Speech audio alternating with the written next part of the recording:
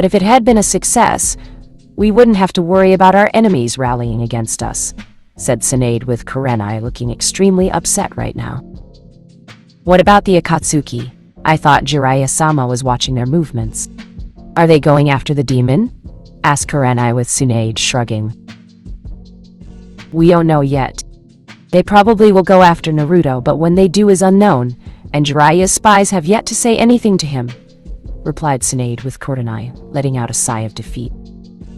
Will you at least consider me for the retrieval team when one is being made? Asked Kurenai, with Tsunade nodding. Of course. Though you should get all your affairs in order before I send you on such a mission to ensure that nothing happens to your child in the event you die.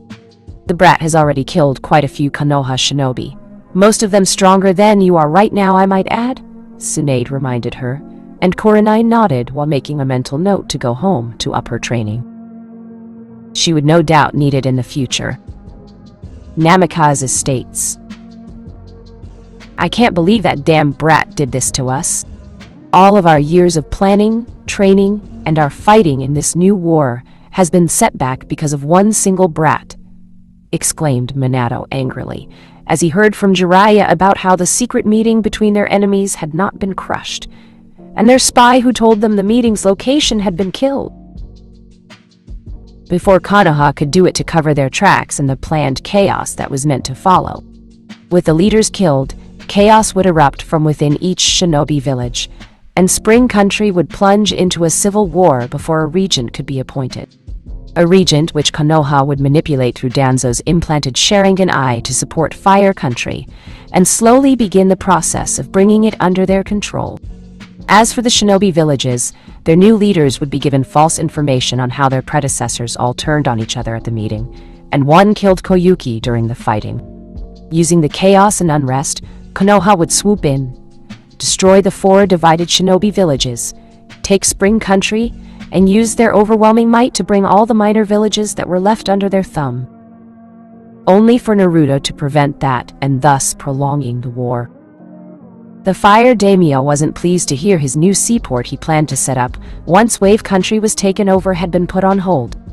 He had high hopes in creating a brand new seaport to build another naval fleet that could be used to enforce the embargo on Water Country before we invade, said Jiraiya, with Minato sneering. And with that plan scraped at the moment, the materials purchased to make the seaport once Wave Country was taken over are now wasting away in storage, and put a financial hole in Fire Country's treasury, remarked Minato, knowing that the Fire Daimyo had bought lots of materials, and expected to be more than compensated after Wave Country was taken over.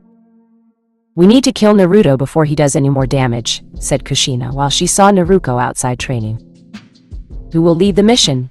You, me, Kakashi, Jiraiya? Questioned Minato, knowing whoever led this mission would have to be the most qualified. We should use the Akatsuki organization first to weaken him. I can have my spy within the group influence them with false information and focus on Naruto, said Jiraiya, as he had already been informed by Itachi that the organization was going to probe the demon's abilities, and possibly capture him if possible. We should also look into finding a way to use seals to lock him away or control him, replied Kushina, while knowing there had to be a way to stop Naruto in that manner. They just had to figure out how. Wave Country. Hinata was walking around Naruto's, or rather Shao Kahn's new castle, now fully repaired by the loving people of Wave Country. She was still getting used to the idea of calling him that name, or the fact he was now a daimyo of an entire country. Koyuki herself was said to be arriving by tomorrow via airship to make an alliance between the two countries for a more prosperous future. There was even whispers of a possible marriage proposal if things went really well during the negotiations. Hinata was a little upset by that, but the woman knew that given the situation with his status as a daimyo would open this door for him. A man, which he definitely was if his muscle mass was any indication, who was now in a seat of immense power, and had the undisputed right as such to have as many women as he wanted. Whether it be romantic or just sexual in nature, didn't matter since Shao Kahn was now a man of high status considered beyond reproach. Meaning, I will most likely have to share thought Hinata knowingly before stopping to see Anko walking around the corner and stop at seeing her. "Hinata," said Anko stiffly with Hinata nodding. "Anko," Hinata replied back while being just as stiff with her. The two stayed silent while watching the other, both knowing their roles in Naruto's new life as Shao Kahn, daimyo of Wave Country, and neither woman liked the other being here. One woman had betrayed Naruto when he was a boy, and the other cared about him even after changing into the being, now known as Shao Kahn. One woman was a slave and at times a pleasure toy for his amusement, and the other was officially a guest in his castle with the option of being more than just a guest, also there for the taking. "I see you're not by the master's side. I thought by now you would be spreading your legs for him," remarked Anko, since she knew of Hinata's desires and how the Hyuga would do anything the new wave daimyo wanted to do if asked. But Hinata had one problem. She was still a bit shy and afraid of being able to make the man happy in bed. While Hyuga woman was a full-grown adult now, she was still new to the whole idea of pleasing a man sexually, and considering this was her former crush, turned demonic love interest, it was a very big leap forward. "You would know about spreading your legs, Anko. We both know you did it before and after meeting Iruka, since the man couldn't get you off due to his lack of, well, everything.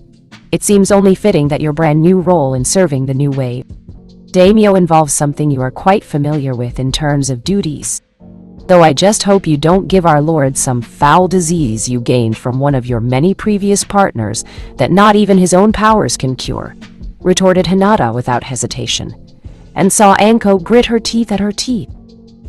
"At least I have the experience and the skill to please a man like him. Unlike you, who is simply too afraid to even present herself to him and offer up your body as payment for living here," Anko countered with Hinata's body going straighter. "Again, screwing a man simply just to have a place to stay is more up your alley. I'm sure many men in Konoha would agree that you have enjoyed that part of the give-and-take relationship in such an area," remarked Hinata with Anko looking ready to shoot venom from her mouth. "Don't act all high and mighty with me, Hyuga. I've had to do what I've done with him in his bed to survive here. The people wanted my ass dead. If I have to be his fuck toy to be spared a mob lynching in this country, then so be it," replied Anko with Hinata smirking now. "And just remember this, Anko. His happiness is the only thing that matters. It is also the only thing keeping you alive and not being considered expendable by his hands. Should you try anything, regardless of that seal on your neck designed to prevent such an act, I will see to it that will be the least of your problems," threatened Hinata before walking away from Anko, while the former Konoha shinobi had to hold back the urge to lash out at the Hyuga. "Bitch," thought Anko as she walked off to train some more, and at least keep her skills sharp, since the daimyo she was now protecting wouldn't tolerate a weak bodyguard. Wave Daimyo's bed chambers. Shao Kahn was on his super large bed. The woman Tsunami was lying on top of him. Both were naked, sweaty, and feeling pretty damn good right now. Well, Shao Kahn felt good right now, as did Tsunami, but the woman was feeling sore and tired from what they had just spent many hours doing. But she was content all the same. She was actually surprised to find herself in this situation, as Tsunami didn't expect her time here in Shao Kahn's castle to lead to them going to his bedroom, where he used his power to turn back time to make her look younger, like back to her late teens or early 20s type young before getting pregnant with Inari type of younger.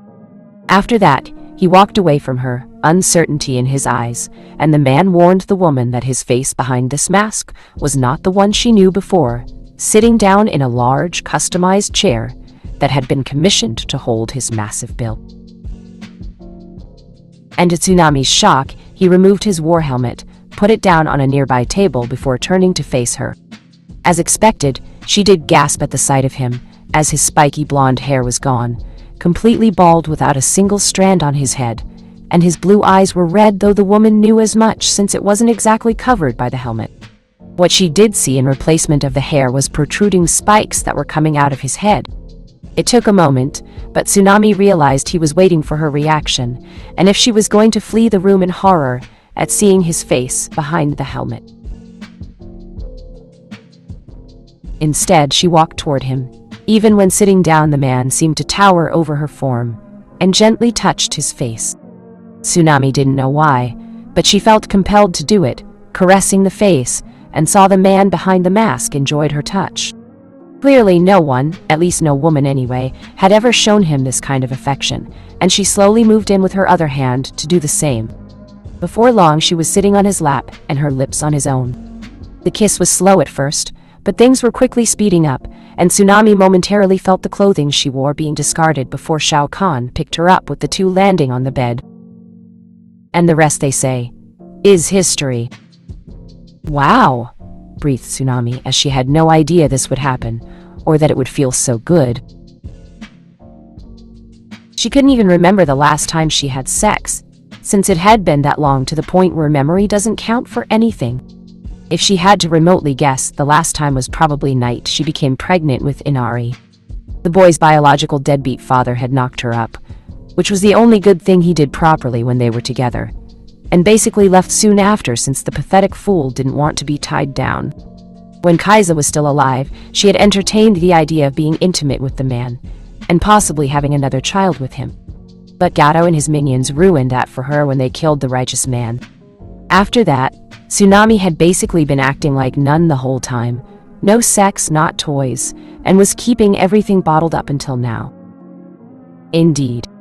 I take it you were holding that in for quite some time, remarked Shao Kahn with Tsunami blushing, and yet she nodded. For years. No toys at all. I used every trick in the book to distract myself from it since I was so afraid I would get pregnant again after Inari was born. Even taking care of Inari helped. After everything that happened with Gato coming here, Kaiza's death, and just about everything else in terms of Wave's recovery kept me occupied, replied Tsunami with Shao Kahn letting out a chuckle. I'm no expert on women, but you, my dear Tsunami-chan, have a will of iron to have such impressive restraint, remarked Shao Kahn, as he saw her blush deepen and snuggle closer to him before a thought entered her mind. Will this thing between us here be a one-time thing? Asked Tsunami while Shao Kahn now looking down at the woman in front of him. Do you want it to be a one-time thing? Or do you want this to be more than just the once and done? Asked Shao Kahn with Tsunami sighing and smiling weakly. I want it to be more. I know you are a daimyo and can have more than one woman in your bed. I can accept that. I can also accept that this relationship will more than likely be about sating out lust, rather than embracing love. But it has been so long since I have felt anything for anyone in any capacity, and if given this one chance for it, I want to feel things with you, replied Tsunami with Shao Kahn, holding her close and sighing. This relationship will indeed be based off of lust, at least for now. I don't know what the future holds for me, or what I do as daimyo of these lands, but I will try to make what we have become more than sexual between us. Not only that, but I think Inari is looking up to me more as a father than a big brother these last couple of days. I wouldn't mind trying to be a responsible parent for a change, said Shao Kahn, while Tsunami moved up more and caressed his face again.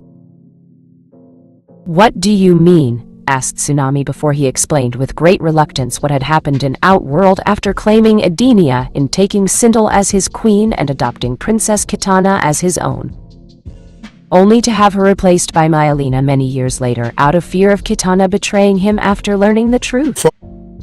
Tsunami listened intently to the story, focusing on everything he was telling her, looking for lies but found none, and seeing the facts provided by Shao Kahn. Edenia fought in this Mortal Kombat tournament, and lost 10 times in a row.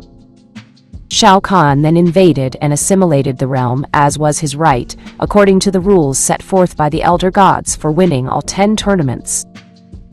Edenia's army of warriors, its king and queen, had opposed the invasion despite this, and were ultimately defeated with Kitana being too young, know this, until much later. How Shao Kahn killed Edenia's king before taking Queen Sindel as his bride, only for the woman to kill herself sometime later, and leaving her daughter Kitana to be raised as his loyal daughter bodyguard. As you can see, I am not exactly the hero you once knew, said Shao Kahn at last when his tale was finished. When you were with Sindel, did you treat her as a queen? Asked Tsunami with Shao Kahn nodding. Yes, and I raised Kitana like she was my own. As for Melina, she is actually Kitana's twin and half-sister, fully grown through the means in which she was created. We never had a chance to truly bond as father and daughter, answered Shao Kahn with Tsunami, nodding. While I do not approve of what you did per se, I am glad you treated Sindel with the respect she deserved, and even raised Kitana as your own despite what happened in the end. You did care about Sindel and Kitana to some degree, or else you would have killed them both without hesitation. For all the evil you did, there was some good behind it, and I want to help bring that part of you out. The part of you that is still Uzumaki Naruto, who does what he feels is right and helps others against injustice, replied Tsunami as she kissed him and nestled her hand against his chest. You will have a lot of work ahead of you, Tsunami-chan, replied Shao Kahn while Tsunami smiled up at him. I've lived through a lot of hard times and worked just as hard to survive, my lord. I am up to the challenge, and I'm sure several other women in your life will be too if given the chance, remarked Tsunami, with Shao Kahn nodding. Maybe, just maybe, Uzumaki. Naruto was still alive within him after all. All it needed was a small push in the right direction.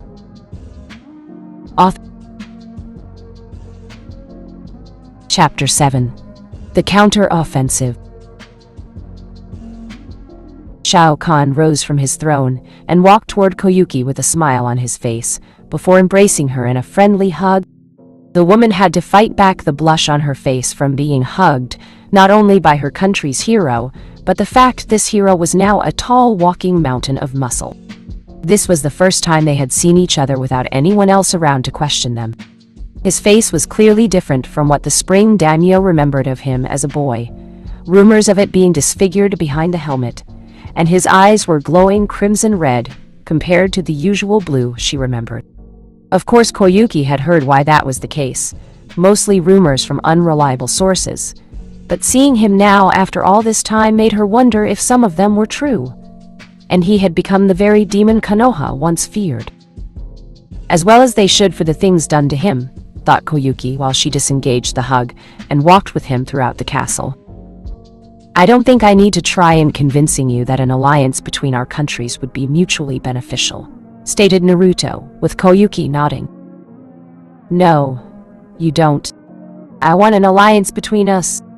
I want our countries to prosper together and bring an end to this war with Fire Country, replied Koyuki, with the man beside her nodding.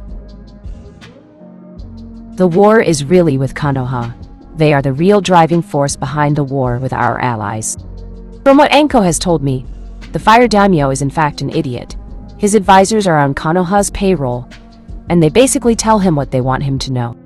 He gives them money for their war like someone giving out candy to children, and believes them incapable of doing wrong under the pretense of a prophecy. It's like saying they have the backing of the gods themselves, and all should fold under them unless they wish to suffer damnation in hell should they oppose their cause, replied Shao Kahn with Koyuki now frowning. It doesn't excuse the Fire Daimyo's ignorance on the matter. He's not much of a leader if his advisors make all the decisions for him, and then whisper what they want into his ear.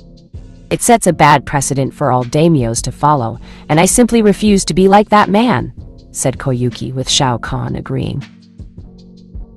Agreed, but I will not be a daimyo who sits on his throne. I intend to fight my enemies as a warrior of battle.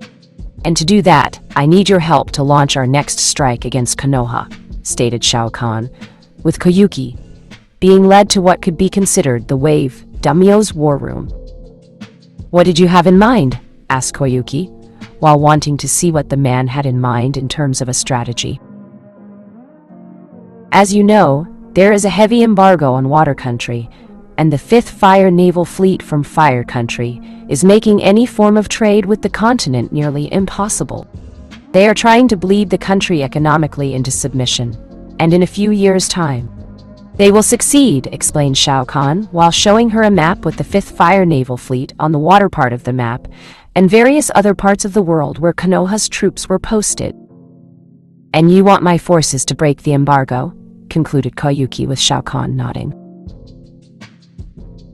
Yes. Your country currently has enough airships under its command to keep Konoha at bay should they try anything. What I need from you, Koyuki, is a small fraction of them to bombard the 5th Fire Naval Fleet from the safety of the air and cripple them, and at the same time get in contact with the Water de Mayo to have his own naval fleet attack them, once they are weakened. While this happens, I will need one of the airships to send me to this naval base, where I will descend upon them and crush Fire Country's only means of producing naval warships, finished Shao Kahn, while Koyuki listened intently to his plan and liked everything about it, except one part. Who will be coming with you on this mission? Asked Koyuki with Shao Kahn looking at her. No one. This mission I will do on my own, replied Shao Kahn with Koyuki gasping in shock. What? But that's suicide. The naval shipyard is a highly guarded area defended by both Fire Country, samurai, and Konoha shinobi. Even against an unsuspecting surprise attack, one man could stand up against them and win. Not even you are that strong, said Koyuki with Shao Kahn smirking slightly. I can pull off the impossible, Koyuki. I always have and always will, no matter what. It was the one consistent thing in my life when it came to fighting. Just when defeat or death was close to claiming me in battle, I pulled out a victory out of nowhere. Trust me when I say, I will win, replied Shao Kahn with Koyuki, still looking worried since it was just him against an army. You've never faced odds like this before, and there was always someone watching your back, countered Koyuki with Shao Kahn, letting out a chuckle. True, but I was always too weak all those years ago to fight an army by myself. Make no mistake, in the years I have been away, massive armies have tried to fight me, and they all fell by my hands. There was a reason why I was called Shao Kahn.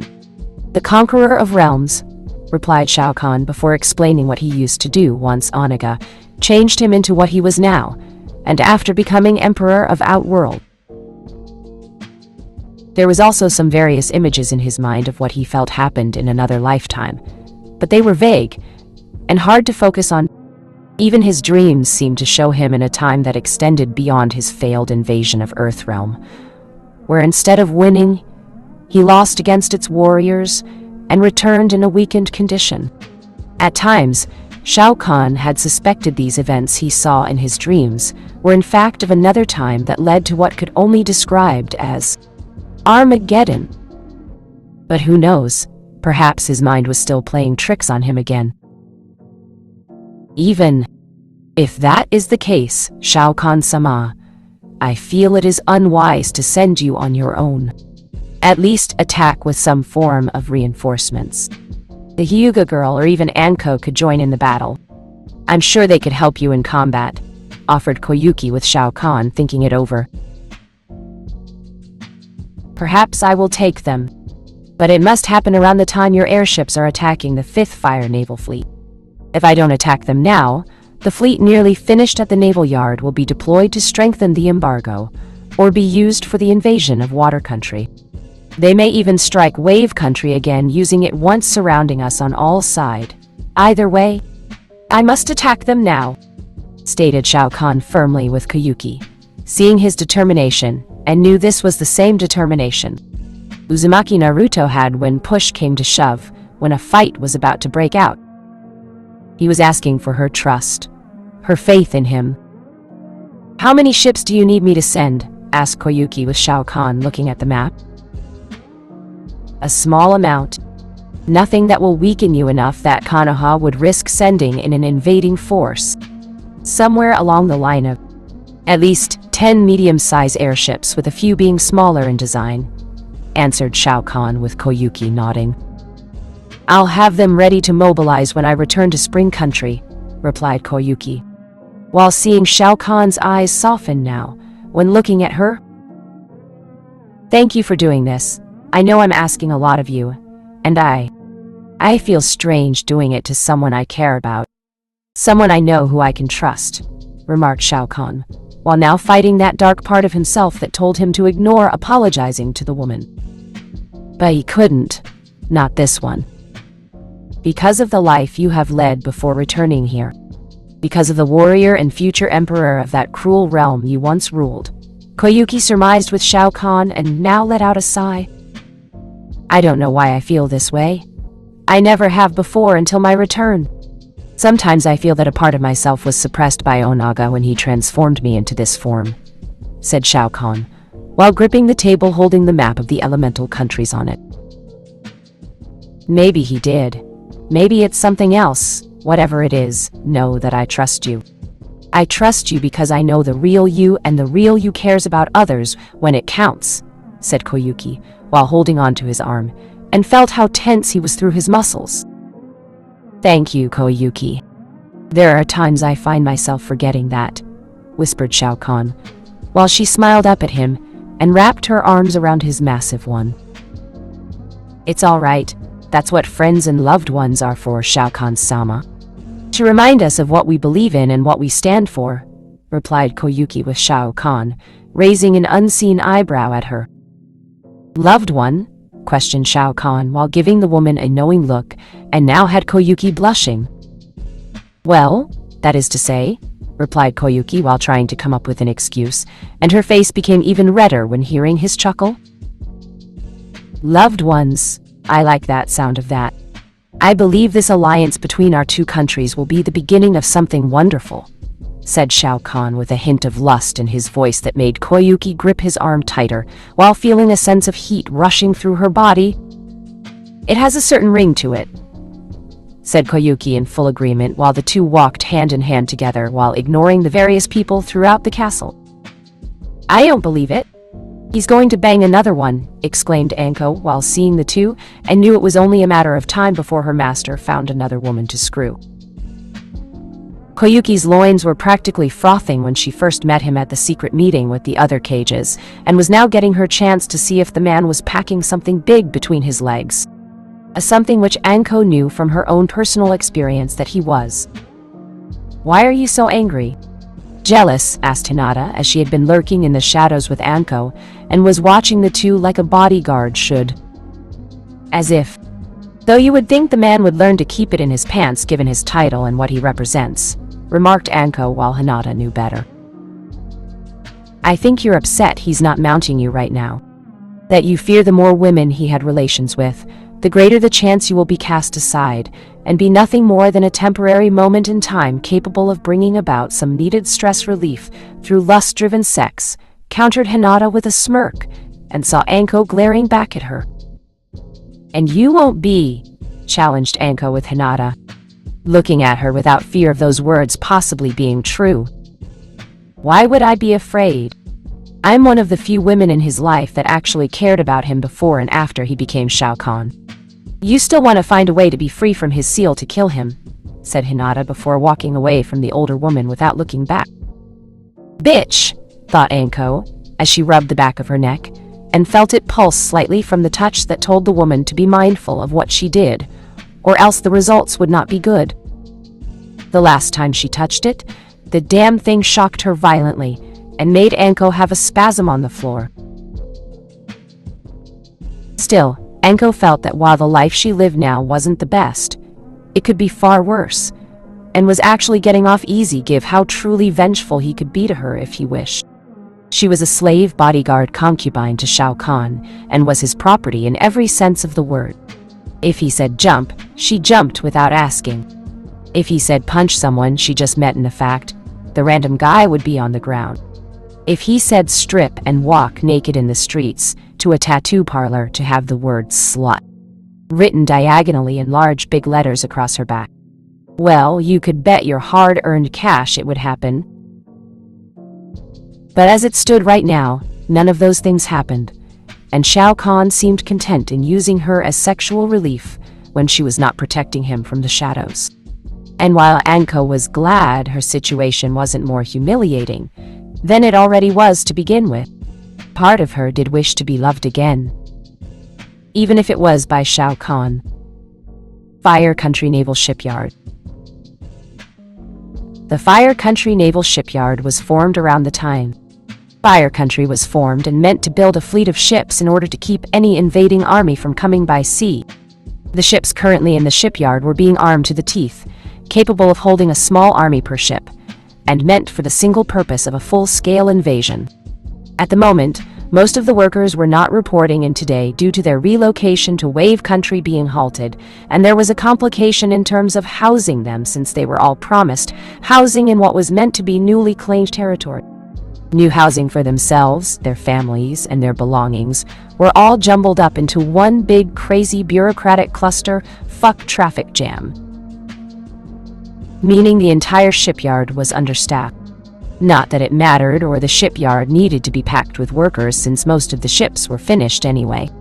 If there were far too many workers here when the number of ships being built was just a few, it would do more harm than good, and causing congestion in terms of multiple workers handling the same project. Hence why most of them were being relocated, or rather, planned to be relocated. Did you hear? Wave Country kept its independence, stated one worker on break with a few others. Yeah, who the hell do they think they are? They should be proud to become part of the Fire Country, said a second worker smoking a cig. Everyone knows Fire Country is the strongest country out of all the others. They might as well just concede to our power and be done with it. I mean, we have all those Konoha shinobi and their chakra-powered jutsus kicking ass against all those other so-called shinobi villages. Doesn't that already say something about us being the best? Said a third guy while drinking a bottle of water. You said it. Plus we have some of the all-time greats in Konoha fighting this war. All of them are badass and legends in their own right.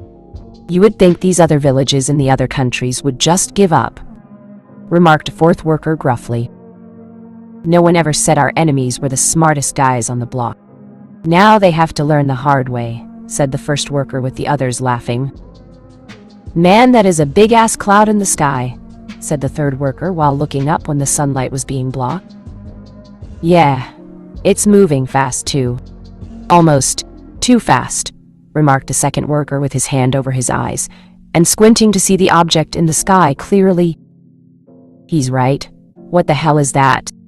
Asked the fourth worker before seeing something fall from the object and descending downward toward them. What the? Oh shit, exclaimed the first worker as he saw it wasn't a cloud they saw, but an airship from Spring Country, and the something that was falling toward them was in fact a person.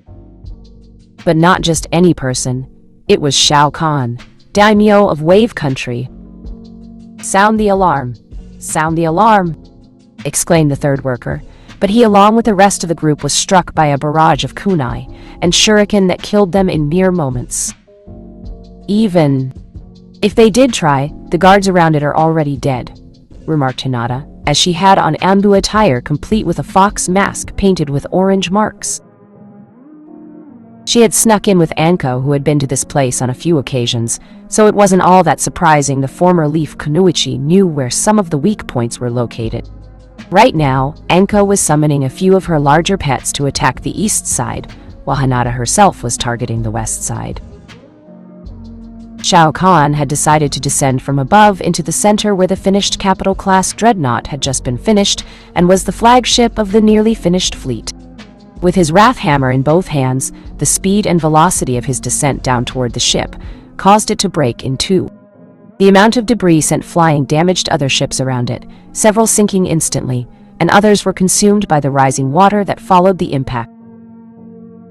Moments later, Shao Kahn emerged from the ruined flagship to land on another, only this one filled with workers, samurai, and Konoha shinobi. The samurai and shinobi attacked first while some of the workers tried to help, believing their large number of allies would successfully overwhelm the demonic giant.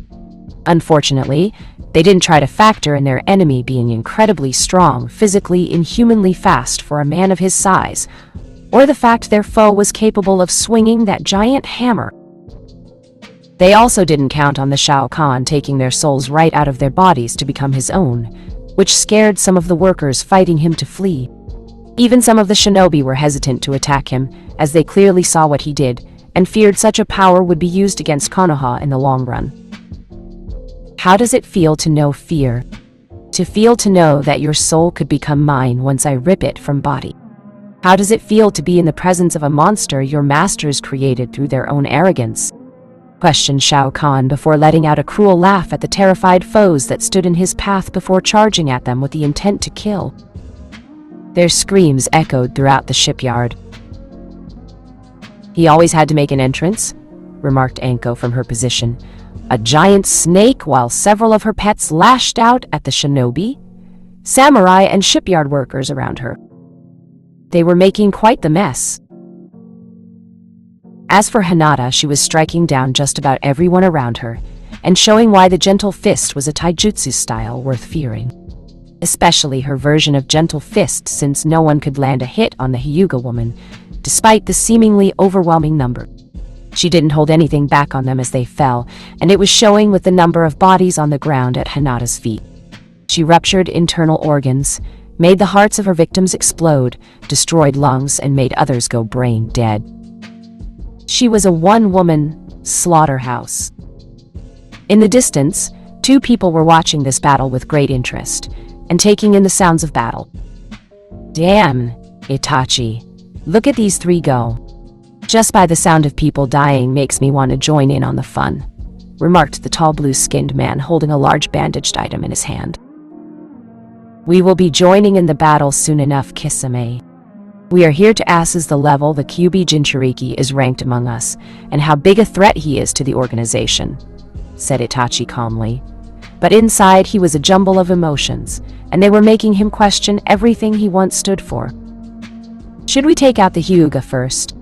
Or go for the snake woman? Asked Kisame with Itachi looking between the two women and then their intended target. Keep the two at bay. I will deal with the Kyuubi Jinchuriki myself, answered Itachi with Kisame raising an eyebrow at him. So you are finally going to fight, huh? That's a first. You always fight at the last possible moment. I'm usually the one to start stuff, stated Kisame with Itachi glancing at him. Water is your domain, Kisame, but you tend to go overboard with it. We can't afford to drown him here. Your skills will keep his two allies at bay while I subdue him with my Sharingan. It should be enough to keep him controlled long enough to knock out and bring back to base, explained Itachi with Kisame scoffing. So you are going to use your Sharingan, and here I thought you would actually fight. Oh well. Maybe the Jinchuriki will make you, commented Kisame while hearing a cry of pain followed by a loud squishing sound of someone's head getting crushed by a certain wrath hammer being wielded by a demonic giant of a man. Enough talk. Deal with his allies, replied Itachi before he leaped forward to engage his opponent in combat. Bossy jerk, remarked Kisame before heading toward Anko. With Shao Kahn. Where is your Yondaime Hokage now? Where is the Sandaime Hokage? Where are the Konoha shinobi you have all looked up to growing up, who you admired, worshipped for their so-called power? If they were really the heroes and gods you love so much, they would be here to defend you from my onslaught, to protect you from my wrath. Instead, they hide behind their walls of their precious village, exclaimed Shao Kahn as he killed one samurai with a punch to the face, 3 shinobi with his wrath hammer, and 2 of the shipyard workers with a front kick to their torsos in a span of 5 seconds. Let's see you face someone of a much different level, Uzumaki. Naruto, replied Itachi with the Uchiha appearing behind Shao Kahn. Uchiha Itachi, agent of Akatsuki, and secretly the loyal lapdog to a village filled with traitors, remarked Shao Kahn, with Itachi not batting an eyelash at the words. You are remarkably well informed, replied Itachi in a whispered tone. It's amazing what you can learn from the souls of those you take, remarked Shao Kahn with Itachi's hand twitching slightly. I see, replied Itachi before activating his Sharingan. Do you? I know things not even you know about Konoha. Like how they played on your pacifism and love for the village like the sympathetic fool you are. They used you to kill your clan and they are using your brother to kill you to cover it up. They are spoiling him, silly. giving him everything he could ever want. Do you care about how many people he's killed? Men, women, children. He's even burned down hospitals filled with babies all crying out for their parents to save them, replied Shao Kahn, as he had seen quite a few memories of what Sasuke did while on missions with Konoha shinobi, and the ones the Root Anbu went on. You lie. I would know, whispered Itachi with his Sharingan eyes spinning. The souls of Root Anbu say otherwise. I'd tell you to confront him on the matter, but you won't live past today, replied Shao Kahn with Itachi, bringing out his sword. You cannot win. Your chakra can be repressed with my Sharingan eyes, remarked Itachi, as he used his power of his bloodline with the mental command to suppress Shao Kahn's power. All Shao Kahn did was laugh at him. Fool! Your pathetic little Sharingan has no power over me. It might have influenced the QB itself, but the two of us have merged into a whole new entity thanks to the powers of dark magic and sorcery at a level you couldn't begin to understand, said Shao Kahn with Itachi frowning, and decided on another approach with his eyes. Let us test that theory. Tsukuyomi, said Itachi with his eyes before trapping himself and Shao Kahn in the Genjutsu world. Tsukuyomi world. So this is the world so many fear when dealing with an Uchiha with such an advanced Sharingan, commented Shao Kahn before he saw Itachi stand in front of him. In here I am the ruler of all things. For the next 72 hours. You belong to me, replied Itachi before snapping his fingers and chains appeared and wrapped around Shao Kahn, and the former emperor of Outworld instantly knew what these chains were. They were Uzumaki chakra chains. Oh, I see. You think the Uzumaki chakra chains created in this world using your mind will hold me. But you merely adopted the idea of the chakra chains. I was born with them. They are a part of me by birth. I never really called them because I didn't see a need to until now, but for you, Uchiha Itachi, I will make an exception, exclaimed Shao Kahn before breaking them and charged at a shocked Itachi, who went flying back. That's impossible. You are in my world, my realm. I control everything here, replied Itachi while Shao Kahn laughed. Your realm. Don't you know, Itachi? Before I came back to the elemental countries, I am Shao Kahn, conqueror of realms. This place is no different. Besides, you may have trapped me in this realm, but can you control all the souls in it that are mine? Asked Shao Kahn before pointing to his left, the vast army of souls he had taken over the years before, and after coming back to his birth realm. What? How are they here? I am the master of this place. I command you all to leave, asked Itachi in shock. Because they belong to me. These souls are mine. These chakra chains are mine. These souls do not bow to an Uchiha. They bow to their emperor, declared Shao Kahn with the souls nodding as one. This shouldn't be possible, thought Itachi while looking around at the army of souls that were surrounding him. For the next 72 hours, these souls are going to tear you apart. Uchiha Itachi, remarked Shao Kahn before letting out a cruel, before the army of souls descended upon the Uchiha. Real world. Itachi stumbled back, gasping for breath, and taking a knee while looking at Shao Kahn in shock. At what he saw in that Genjutsu world, he looked at the demonic giant in horror. The ramifications of what Itachi saw in that place made the man feel fear for the first time since QB attacked all those years ago, and knew this. The man in front of him was quite possibly 1,000 times worse. You are a monster, accused Itachi with Shao Kahn nodding and laughing. You sound surprised. Is it really so surprising, Itachi? Konoha constantly called me one during my childhood. I was baptized in the darkness, molded to fight in wars, and to do what Konoha always wanted me to do. And that something is to kill people, said Shao Kahn while walking toward Itachi. Only to be blocked by Kisame. Hey Itachi, you overtax yourself again with those eyes. Shouldn't he be unconscious right now? Questioned Kisame with Itachi slowly standing. No. He turned my power against me. I saw terrible things. We must go and report back my findings, replied Itachi with Kisame, narrowing his eyes at Shao Kahn. Running away already? What happened to Anko? Don't tell me the woman is too weak to last only a few seconds fighting you, questioned Shao Kahn with a frown before the woman appeared beside him. Give me some credit. He never got a chance to get near me. My snakes got hacked to tiny pieces, but by the time Fishy got near, he noticed Itachi on the ground and decided to redirect himself here, explained Anko while feeling a little hurt inside. So it's true. You serve him now, remarked Itachi while Anko scowled at him. Not by choice, not that it matters anymore. I might as well be labeled a missing nin like you regardless of my situation, replied Anko, with Shao Kahn smirking. Enough talking, the blue-skinned one is mine. You can have the Uchiha as your prey, Anko. Kill him, commanded Shao Kahn before he charged forward and tackled Kisame into a ship that had yet to be fully damaged. We are both agents of Konoha. You know this. Tell me what he has planned and I can deliver it to the Akatsuki and Jiraiya-sama, said Itachi with Anko shaking her head. Doesn't work that way. I can't betray him. His seal won't let me. All I can do is fight his enemies until I win, lose or die. Sorry, Itachi, but orders are orders, replied Anko before she charged the Uchiha. And the man went on the defensive in hand-to-hand combat while his Sharingan was keeping the woman at bay for the moment. I see.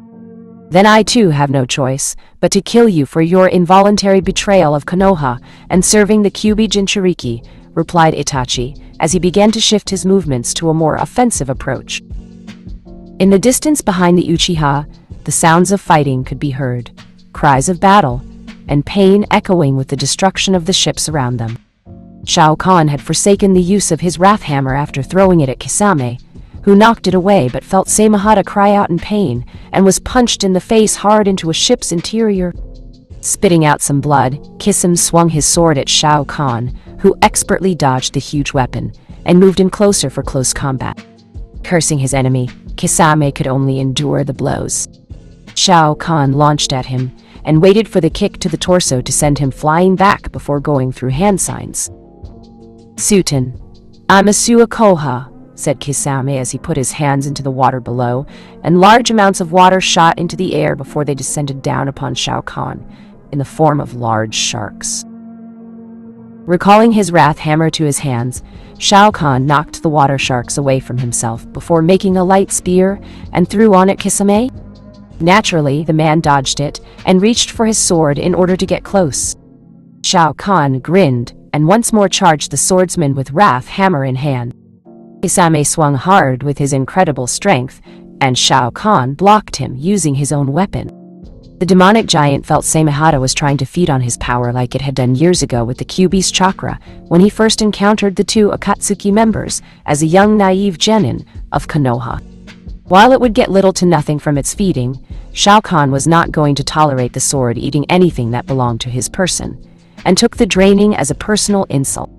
This sword was a leech, feeding off other people to survive like some filthy parasite, and contributing nothing other than being a weapon used for cutting people up. Shao Kahn would have to rectify this situation with a means of removing Samehada from the equation, and the former emperor of Outworld knew just what to do when given the right opportunity. Such an opportunity came when Kisame swung his sword horizontally at Shao Kahn to cut him in half at the waist, and the demonic warrior acted quickly.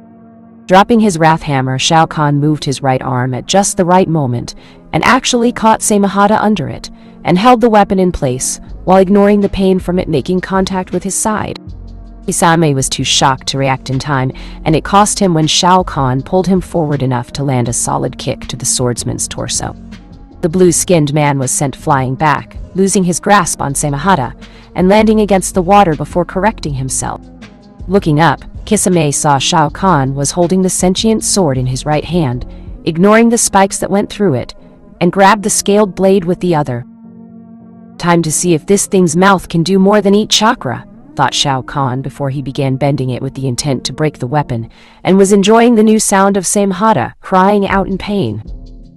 What are you doing? Stop it! "You're killing her," protested Kisame in horror at seeing this, while Shao Kahn began meeting some resistance with the sword fighting back. But the man's overall physical strength was slowly winning, and the screams increased. "That's the idea. This sword is sentient, which means it has a soul, and like all who have faced me before in the past, this one's soul and mine now," declared Shao Kahn before raising the sword over his head and brought it down on his knee, snapping it in two. "No!" yelled Kisame as he saw Samahada's energy, or rather its soul, leave the weapon itself before entering Shao Kahn. The blade itself, once made up of shark-like scales that shaved rather than cut, dissolved to reveal a simple ordinary sword, and was casually discarded by the one who broke it. Shao Kahn laughed at the look on Kisame's shocked face and walked casually toward the man who couldn't believe his sword was just broken in such a way. "Let's see you fight me now without that little crutch for a sword," mocked Shao Kahn before he called upon his heritage of his Uzumaki bloodline and summoned chains that wrapped around the fish-like man before pulling him forward. "What kind of monster are you?" asked Kisame before he was punched and backhanded in the face before being slammed into the ground. "The one you, Itachi, and the rest of the Akatsuki decided to provoke. Your master will fear me now," replied Shao Kahn before lifting Kisame up by the throat and pulling him close. "I have to break free somehow," thought Kisame, as he struggled against the chakra chains that bound him, and saw the grinning, helmeted face of Shao Kahn looking down at him. "Your soul is mine," declared Shao Kahn before he violently pulled Kisame's soul from the man's body and absorbed it into his own.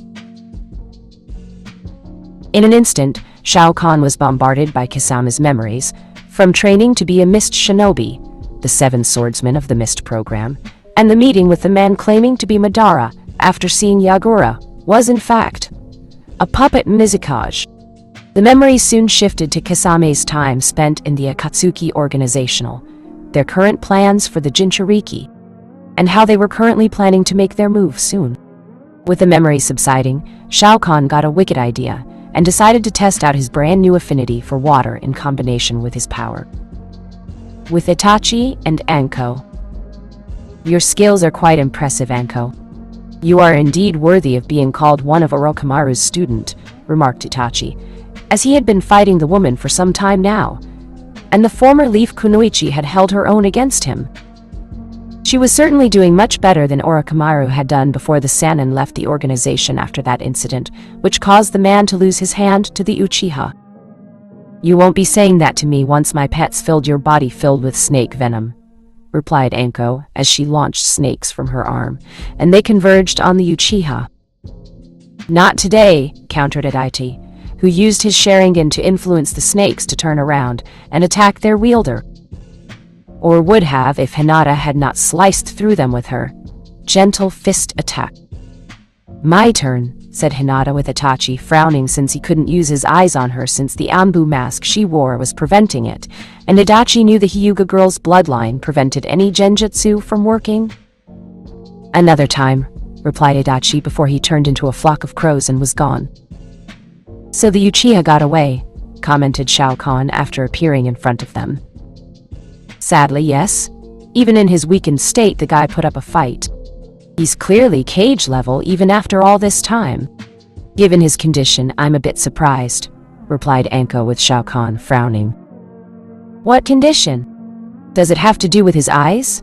asked Shao Kahn, since he knew from Kisame's memories that Itachi's eyes were inching closer to blindness to the point where his time in the Akatsuki was coming to a close.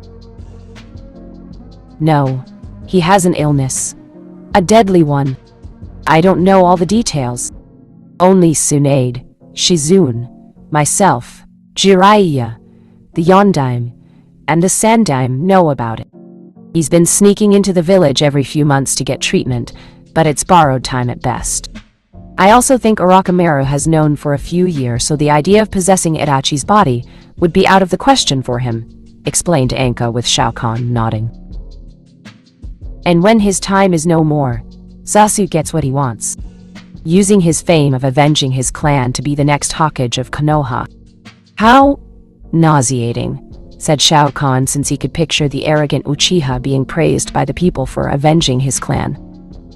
They were so in the dark about just how vile the Uchiha really was to others. Or maybe they did know and just didn't care because he wasn't being mean to them. I'm just reporting to you what I know. It has always been the way of Konoha and their policy on things and people they deem important to the village, commented Anko with Hinata nodding in agreement. That policy will be their undoing, remarked Shao Kahn before he motioned them to follow him until they made it to the very top of one of the shipyard's walls. What now? Asked Hinata with Shao Kahn going through one-handed hand signs. Now we sink the shipyard in the water depths below, remarked Shao Kahn as he saw this place could be repaired, and the workers replaced. Not on his watch. You can use jutsus, asked Anko in surprise. It's a possibility. I have taken quite a few souls and wish to experiment on using their jutsus and affinities they have. What better way than by using my most recently captured soul? Ashigaki Kisame, answered Shao Kahn with a grin before ending his hand sign. You can do that? Asked Hinata with Shao Kahn nodding. We're about to find out. Suiten, Daibakufu no Jutsu, exclaimed Shao Kahn as he used the memories of Kisame performing the jutsu, the fishman's affinity for water, combined with the former emperor's own reserves of power, making the jutsu that more potent, and the three watched the massive amounts of water rising around them before it fell like a waterfall. Screams of people below could be heard among the sounds of the utter destruction from all the ships being torn apart violently from the water. Jutsu! Damn, not bad for a first try using so much power. I'm guessing that you haven't really used any jutsu since you first became. This, said Anko with Shao Kahn, looking at her with his crimson eyes. I didn't see the need to try any jutsus given my limited options when I first became Shao Kahn. I was made this way through dark magic and powerful sorcery. I had believed that my means of using them were lost, but now that I have seen it is indeed possible, I now have a whole new way to fight my enemies. A way that they will never see coming, replied Shao Kahn while letting out a cruel chuckle, and Anko was feeling uneasy about this. How many jutsus do you know or can use now? Asked Hinata with Shao Kahn grinning at her. If I include Kisame's soul to the others I've taken so far, quite a few hundred. Not quite up to Hateke's level, but it won't matter once his soul is ripped out, answered Shao Kahn with Anko's eyes widening in realization. Kakashi had copied well over 1,000 jutsus when first teaching Junin Team 7, and that had only increased since that point. The Junin had copied a little over 2,000 jutsus in the years following Naruto's escape, and becoming Shao Kahn.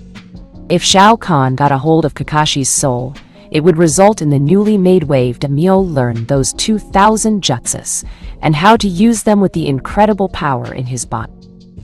When will you go after Konoha directly? Asked Hinata as she wanted to unleash her own frustrations out on the village, and wanted to see them get taken down a few couple dozen pegs. Not yet. Soon though. We've crushed their means to create a navy. Their current fleet at sea will join the long line of ships being built here along with those on board. Konoha has been pushing its enemies to the brink of destruction with their warmongering and their interpretation of prophecies. Now it's time to begin the true counter-offensive and show them the price of their arrogance, replied Shao Kahn while watching the water in the shipyard from the top of the wall, to see it was filled with broken pieces of wood, metal, and most importantly, bodies.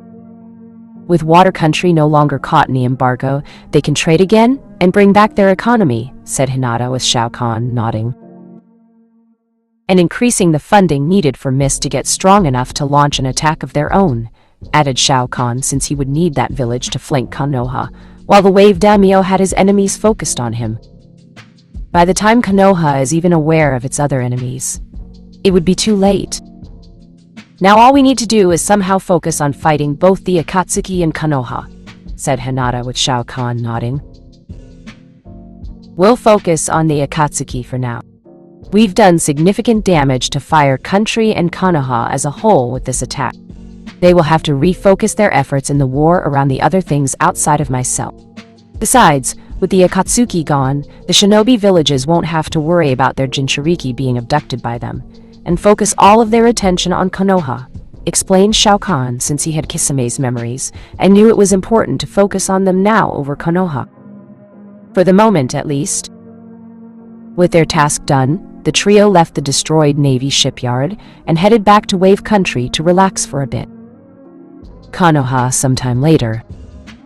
You can't be serious. This isn't possible, Jiraiya, stated Minato, with Jiraiya shaking his head while standing in the middle of the room in front of everyone in the meeting about what the Sannin found out involving Naruto's past. I'm not making this up, Minato. The great Toad Sage himself told me, and showed how Naruto became what he is now. Not to mention everything he's done in one timeline and then again in an altered one. The Thunder God Raiden was able to perform that caused him to lose to the Elder Gods, explained Jiraiya, with some on the councils looking skeptical. It still seems pretty far-fetched. Jiraiya? Stated Koharu, with Jiraiya sighing. You still don't believe me? Fine. Inoichi, use your family's memory projection. Jutsu on me, commanded Jiraiya with Inoichi, looking at Minato, who nodded for him to do it, and went through the hand signs. Yamanaka. Style. Memory projection. Jutsu, exclaimed Inoichi before using it on the Sannin before a three-dimensional sphere formed several feet from Jiraiya, and the events he saw now being shown to all of them. They saw Naruto's transformation at the hands of the Dragon King and becoming Shao Kahn. They saw his actions of conquest, one after another, and all leading up to the death of the Dragon King in order to become the new emperor of Outworld. The fall of Edenia, the plans to take Earthrealm, and the failures that mounted after losing the 10th tournament. The failed tournament in Outworld that soon followed it, and then the failed invasion of Earthrealm with a weakened Shao Kahn preparing himself for the worst. The deadly alliance leading to the return of the Dragon King, and finally, Armageddon. Only for Raiden to change things by sending vision of what would happen to the past and altering the timeline. And thus leading to Shao Kahn's defeat at the hands of the Elder Gods in Earthrealm by, ironically enough, having him win in his invasion of the realm. Before Shao Kahn was brought to this realm, and ultimately became their problem once more. This is outrageous. These so-called Elder Gods had no business in sending him back here, exclaimed a civilian council member angrily. They decreed him the child of prophecy. Even the Toads themselves know this and were not happy about what we did. They have no faith in us in terms of surviving the altered prophecy, replied Jiraiya, with everyone not liking what they heard. Minato is the child of prophecy, and if not him, then Naruto is the one. You didn't teach the demon brat anything, so it can't be him, stated Homura, with Jiraiya shaking his head. I said the same thing to the Toads, and they told me that teaching someone a little or a lot doesn't matter. The point is, I did teach Naruto something, and it put him in the running to become the child of prophecy, replied Jiraiya, with Minato looking pissed, and it was clear everyone else was too. So how do we proceed? Asked Danzo, with Jiraiya sighing. Troublesome. Even I don't really know what we can do about this. With the loss of the Fire Daimyo's shipyard, we have lost our secondary fleet being prepared to invade water country, or at the very least invade wave by sea, since land is out of the question. But with the loss suffered there, plus the recent report earlier today of losing the embargo fleet around water country, we have to go on the defensive and prevent ourselves from being overrun by our enemies, replied Narashikaku, since this attack was not foreseen or even remotely prepared for within his mind. Defensive? Bah! Only the weak go on the defensive, replied Sasuke, as a clan head of the Uchiha clan, which he was remotely trying to repopulate with Sakura, and was still as arrogant as ever. While you are entitled to your opinion, Uchiha-san, this is the only strategy open to us at the moment. We have no way to go on the offensive and lost several crucial points where we can openly do that. One navy out at sea is gone, the one being built at the shipyard has been wiped out, Wave Country is lost to us. A key offensive line was overrun by Wa, and we have several key shinobi serving the ranks of our enemies. All at the hands of the very person we tried to destroy years ago, but survived everything we dished out, and is back to return the favor. A defensive position is the only option here for us until things change in our favor, stated Shikaku, with the others reluctantly agreeing. Okay, here's a question for you, Shikaku-san. How exactly do we turn this in our favor? Asked Sasuke arrogantly. I don't know yet. Our strategies have always worked because defeat was never a factor in our plans, because victory was guaranteed with whoever was sent to the front lines. We never considered Naruto would ever return as this Shao Kahn person and cause so much damage, replied Shikaku before muttering troublesome since it was true. Well, now you will consider them, Shikaku. My former son has been a thorn in our sides long enough. It's time to put an end to this, declared Minato firmly, with everyone now looking at him. How? Asked Tsunade, with Minato looking at her. Simple. Kakashi, Jiraiya, and myself will attack him ourselves in the heart of Wave Country, replied Minato, with everyone looking at him shocked. What? Just the three of you? Is that wise? Asked Kushina, with Minato nodding. My son may be strong, but I'm confident my skills, combined with Jiraiya and Kakashi, should be more than enough to take him down. No one has ever fought the three of us in combat and won when facing our teamwork. We can crush him if we take him on that way, replied Minato confidently, with a hint of arrogance in his voice. Is Kakashi even cleared for fighting? Asked Homura, while keeping the fact the man got a Sharingan eye replacement away from Sasuke. Yes, I cleared him yesterday, answered Tsunade while seeing Minato grinning. Good. With our current losses, no one will expect an immediate retaliation this quickly, and that means my son will not see us coming when we strike him at his new home in Wave Country, said Minato, with the others understanding. Attack in a way that no one suspects and deal a crippling or lethal blow that turned things around in Konoha's favor. Akatsuki HQ. Let me see if I understand you perfectly, Itachi. You just said in your report that Kisame, the Hoshigaki Kisame, is dead, questioned Pain, with Itachi nodding while his face was still showing signs of fatigue. Yes, Pain-sama. Not only that, but the way Kisame died is what bothers me the most, answered Itachi, with Pain frowning. But you weren't there when he did, stated Pain, with Itachi. Yes, but when Shao Kahn appeared after fighting Kisame, I concluded who was the victor of their fight, and what happened soon after when the shipyard was flooded by a water jutsu, answered Itachi, with Pain narrowing his eyes. Your assumptions of Kisame's death might have been too soon. You had no proof of his death other than the Kyuubi Jinchuriki had returned. Perhaps Kisame escaped, offered Conan, with Itachi shaking his head. No, the Kyuubi Jinchuriki never learned any water jutsus before his escape. From what I learned of our target's abilities, Kisame was killed by having his soul ripped out, and the skills from my partner went with him. After I fled, I saw the water jutsu used was one of Kisame's favorite, since it helped flood an entire area in water. The entire shipyard was flooded all the way to the top before it went down, leaving only death and destruction in its wake, replied Itachi, with Conan and Pain looking at each other. You are certain? Asked Pain, with Itachi nodding. I saw it with my Tsukiyomi when I used it on him. A nearly endless army of souls that attacked me in that world. I barely managed to survive it and fight off Mitarashi Anko afterwards while Kisame fought him, reported Itachi, with Pain frowning. Leave us. We need time to think, commanded Pain, with Itachi nodding before he left the two. This is upsetting. Who knows how strong the Kyuubi Jinchuriki can become if he has the power to take souls and the powers of others in the process, stated Conan, with Pain nodding in thought. Kisame's death has become a major setback. Not only that, but Samahata is lost to us due to it being consumed by the water after the shipyard was flooded. Recovering it will be next to impossible. We must move against the other Jinchuriki now, before moving against the Kyuubi. Once we secure all the others, we can focus all our resources on the last one, and achieve our dream, said Pain, with Conan nodding. I will inform the others of their assigned targets at once, said Conan before she left him to carry out her mission.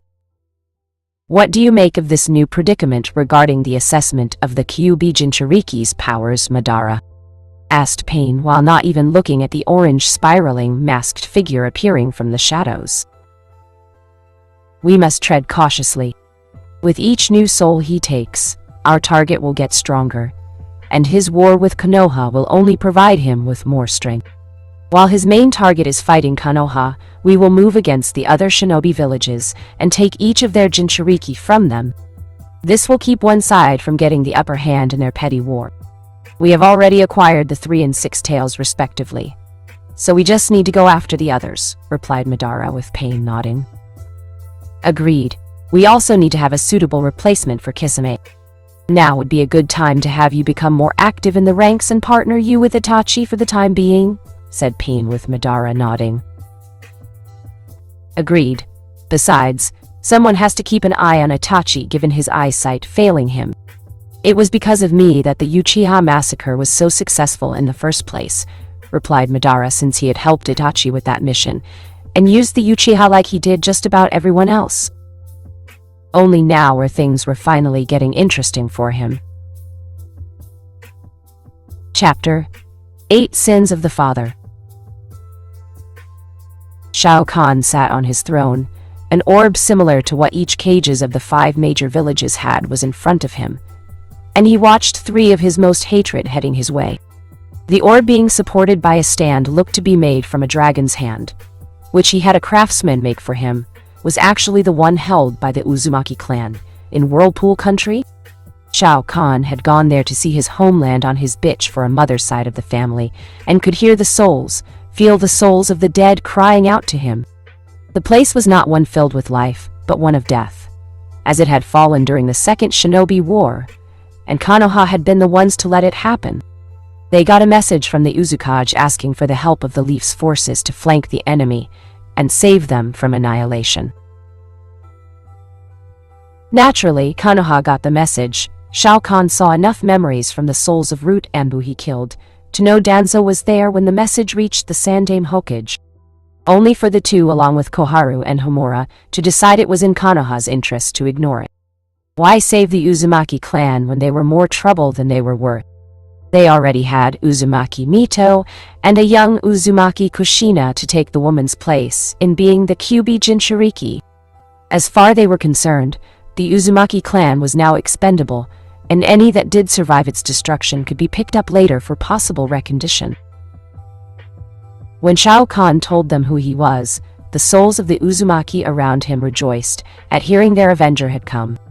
To that end, the former emperor of Outworld called on his dead kin to give him their souls, to empower his body, and bring the strength of the entire Uzumaki clan down on the heads of his enemies. They didn't hesitate to join him. With their knowledge of the sealing arts, jutsus, and other various secrets of their clan kept secret even from Konoha, Shao Kahn let out a laugh that echoed throughout the land. Taking what had not been discovered since the fall of the Uzumaki clan, the new wave daimyo returned home victorious, and planned to use this newly acquired power to his advantage. So they've come to kill me, just the 3 of them. Such arrogance, declared Shao Kahn with narrowed eyes while they glowed with rage. Do you want us to intercept them, Daimyo-sama? Asked one of the Suna shinobi in the castle. No. These 3 particular leaf shinobi are all in their prime, experienced 100 times your years the world over. Alone, they could easily decimate each represented shinobi village of our alliance here, with ease and together. They could do worse to this country's people. Your duty is to protect them while I deal with my enemies who are only here for me, commanded Shao Kahn, as he rose from his throne and walked out of the room with the various shinobi from each village in the alliance looking nervous. Sure, the new wave daimyo had done a great deal for them, and the alliance during the war when it seemed Konoha would win. But this was different. This was Jiraiya of the Sannin, the Yellow Flash, and son of the White Fang. This man was about to take on. It was hard to say what kind of mindset Shao Kahn was in when they heard the order that he would take those 3 legends on alone. Could he really pull it off? At the Great Naruto Bridge, These demon-loving ingrates. It was bad enough I was here defending the bridge builder at the time, but now I'm back here, and they still have his name on it, muttered Kakashi, as he frowned at the name of the bridge, and frowned behind his masked face. That won't matter after today, Kakashi. Once my son is killed, we kill the majority of the people here, and enslave the rest as servant to the nobles that will set up homes here.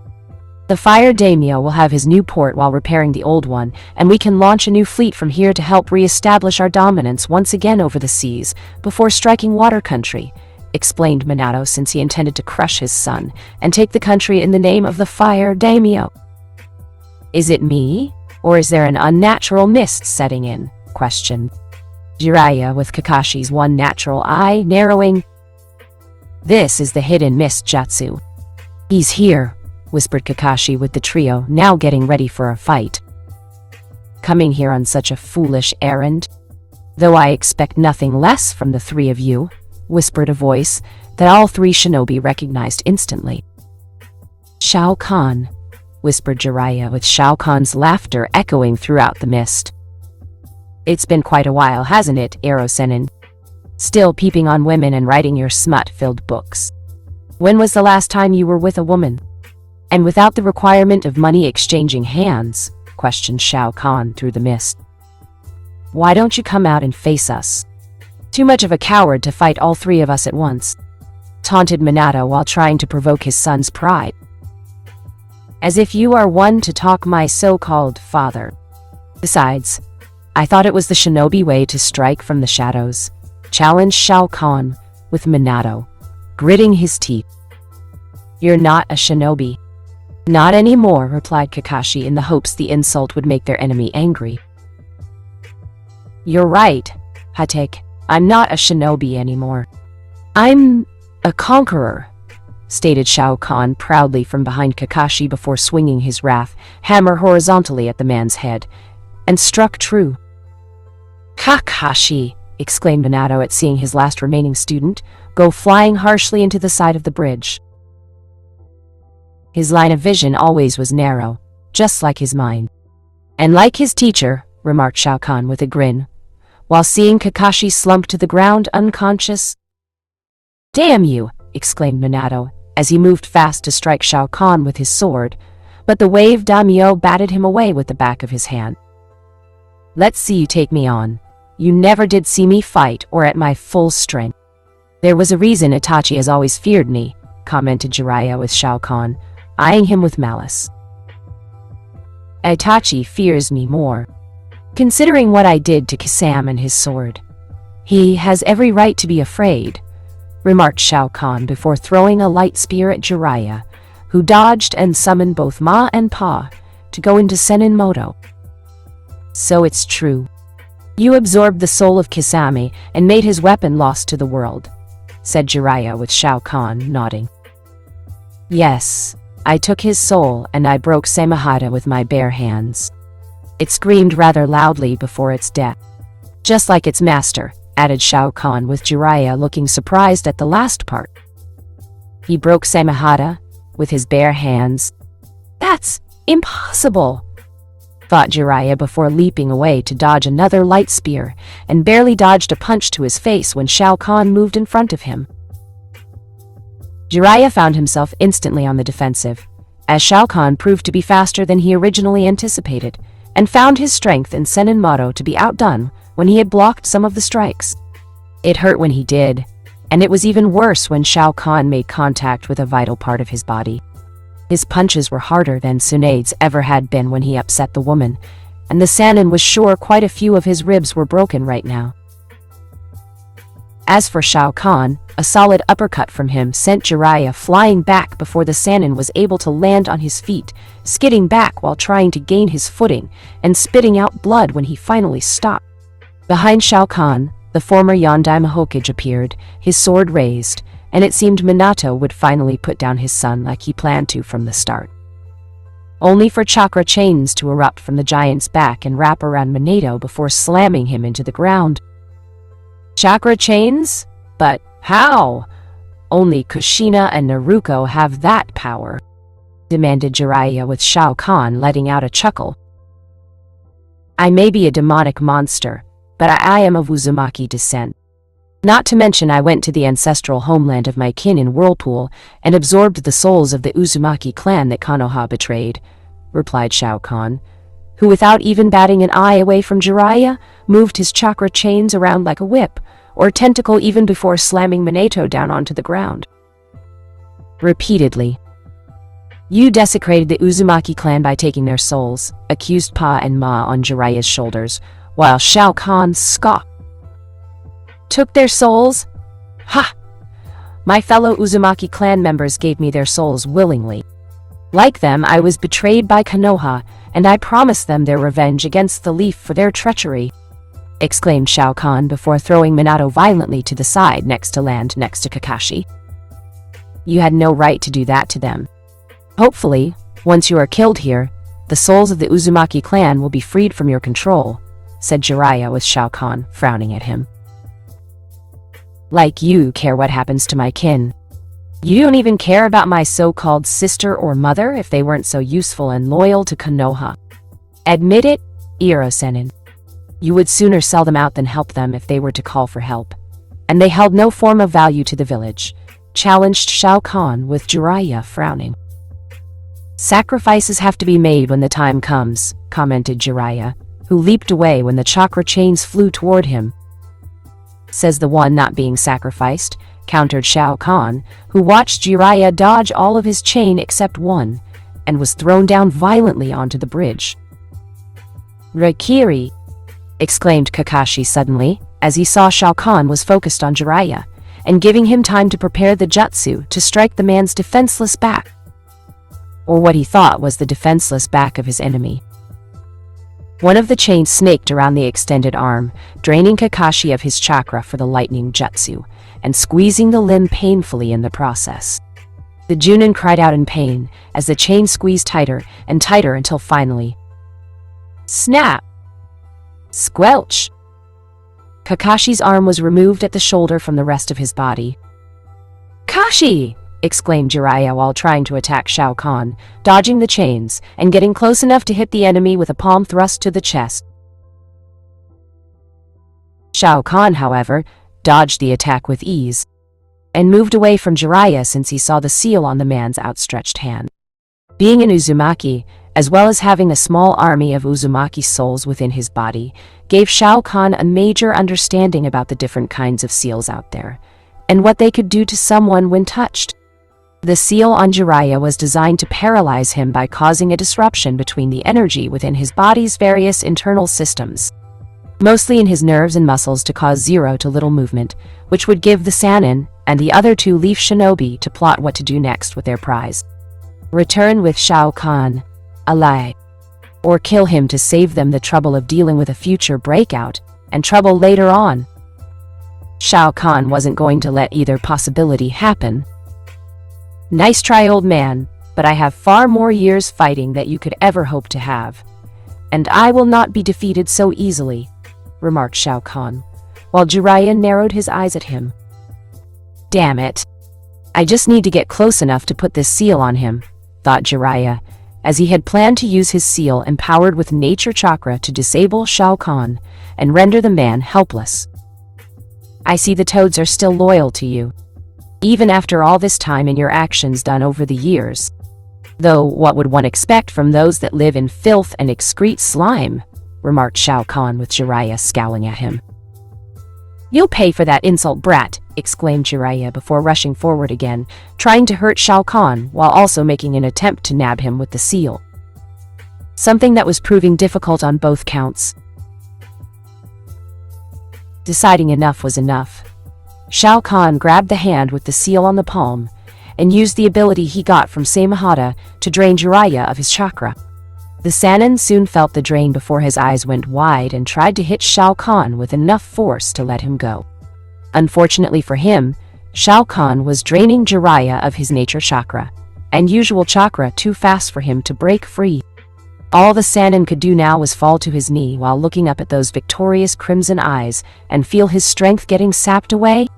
The Ma had no choice but to leave Jiraiya out of fear of their own power being completely drained, and went poof back to naught. Myoboku. When that happened, Jiraiya lost his ability to form a connection with nature chakra, and went out of his Senin Moto form.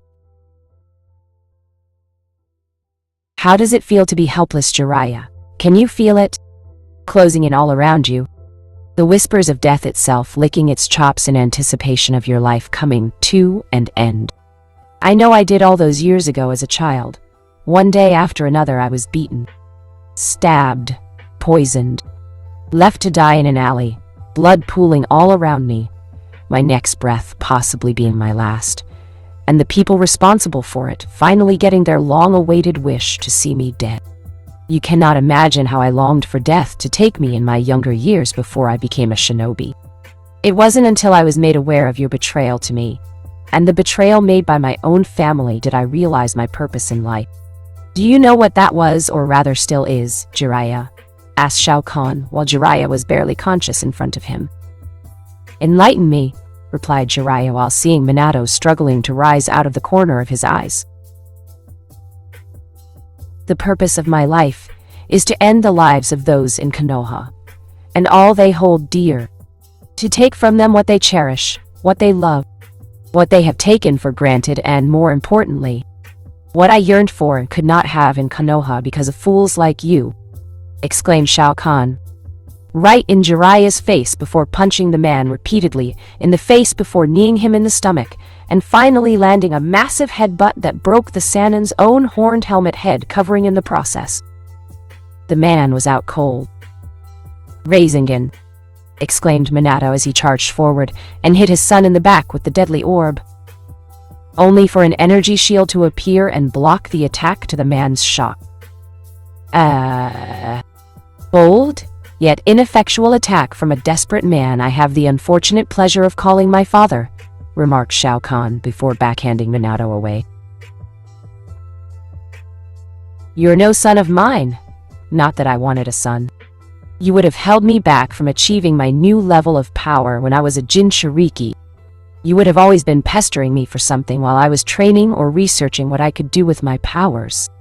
It's why I was glad we had a girl for Kushina to look after when we left Konoha. It made my life a lot easier, and your mother was happy. Everyone was happy until you decided to try and be something great.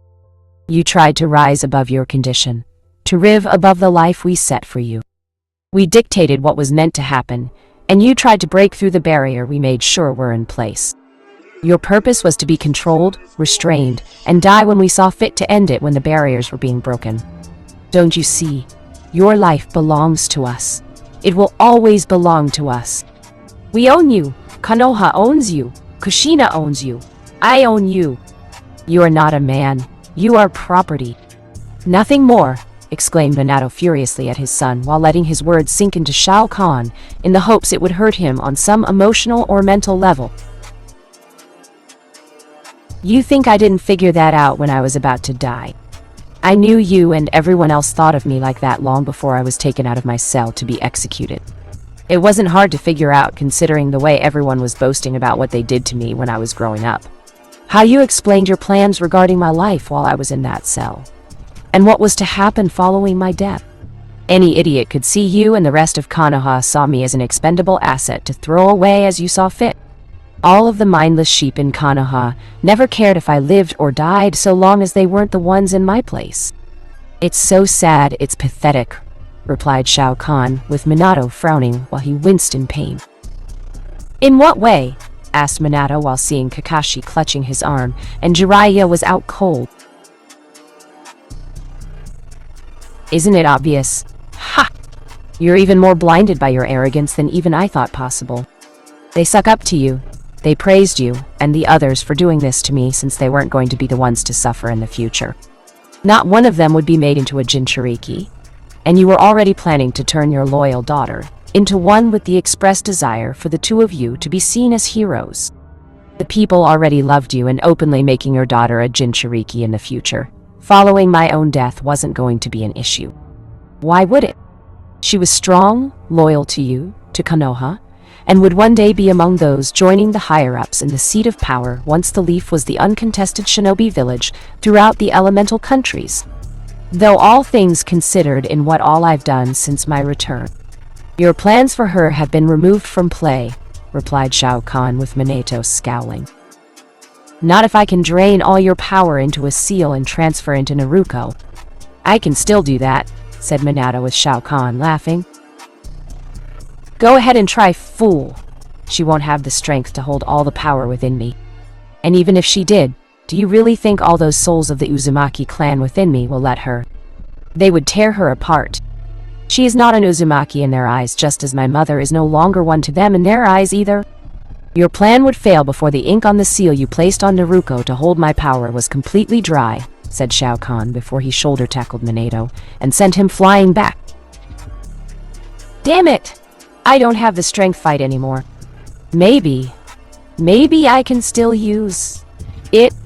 I may not have Obito's eye, but the Sharingan I do have might be able to pull it off if I focus my mind to command it, thought Kakashi, as he focused his Sharingan eye on Shao Kahn, trying to command it to change so he could perform the Kamui and kill their enemy in one last surprise attack.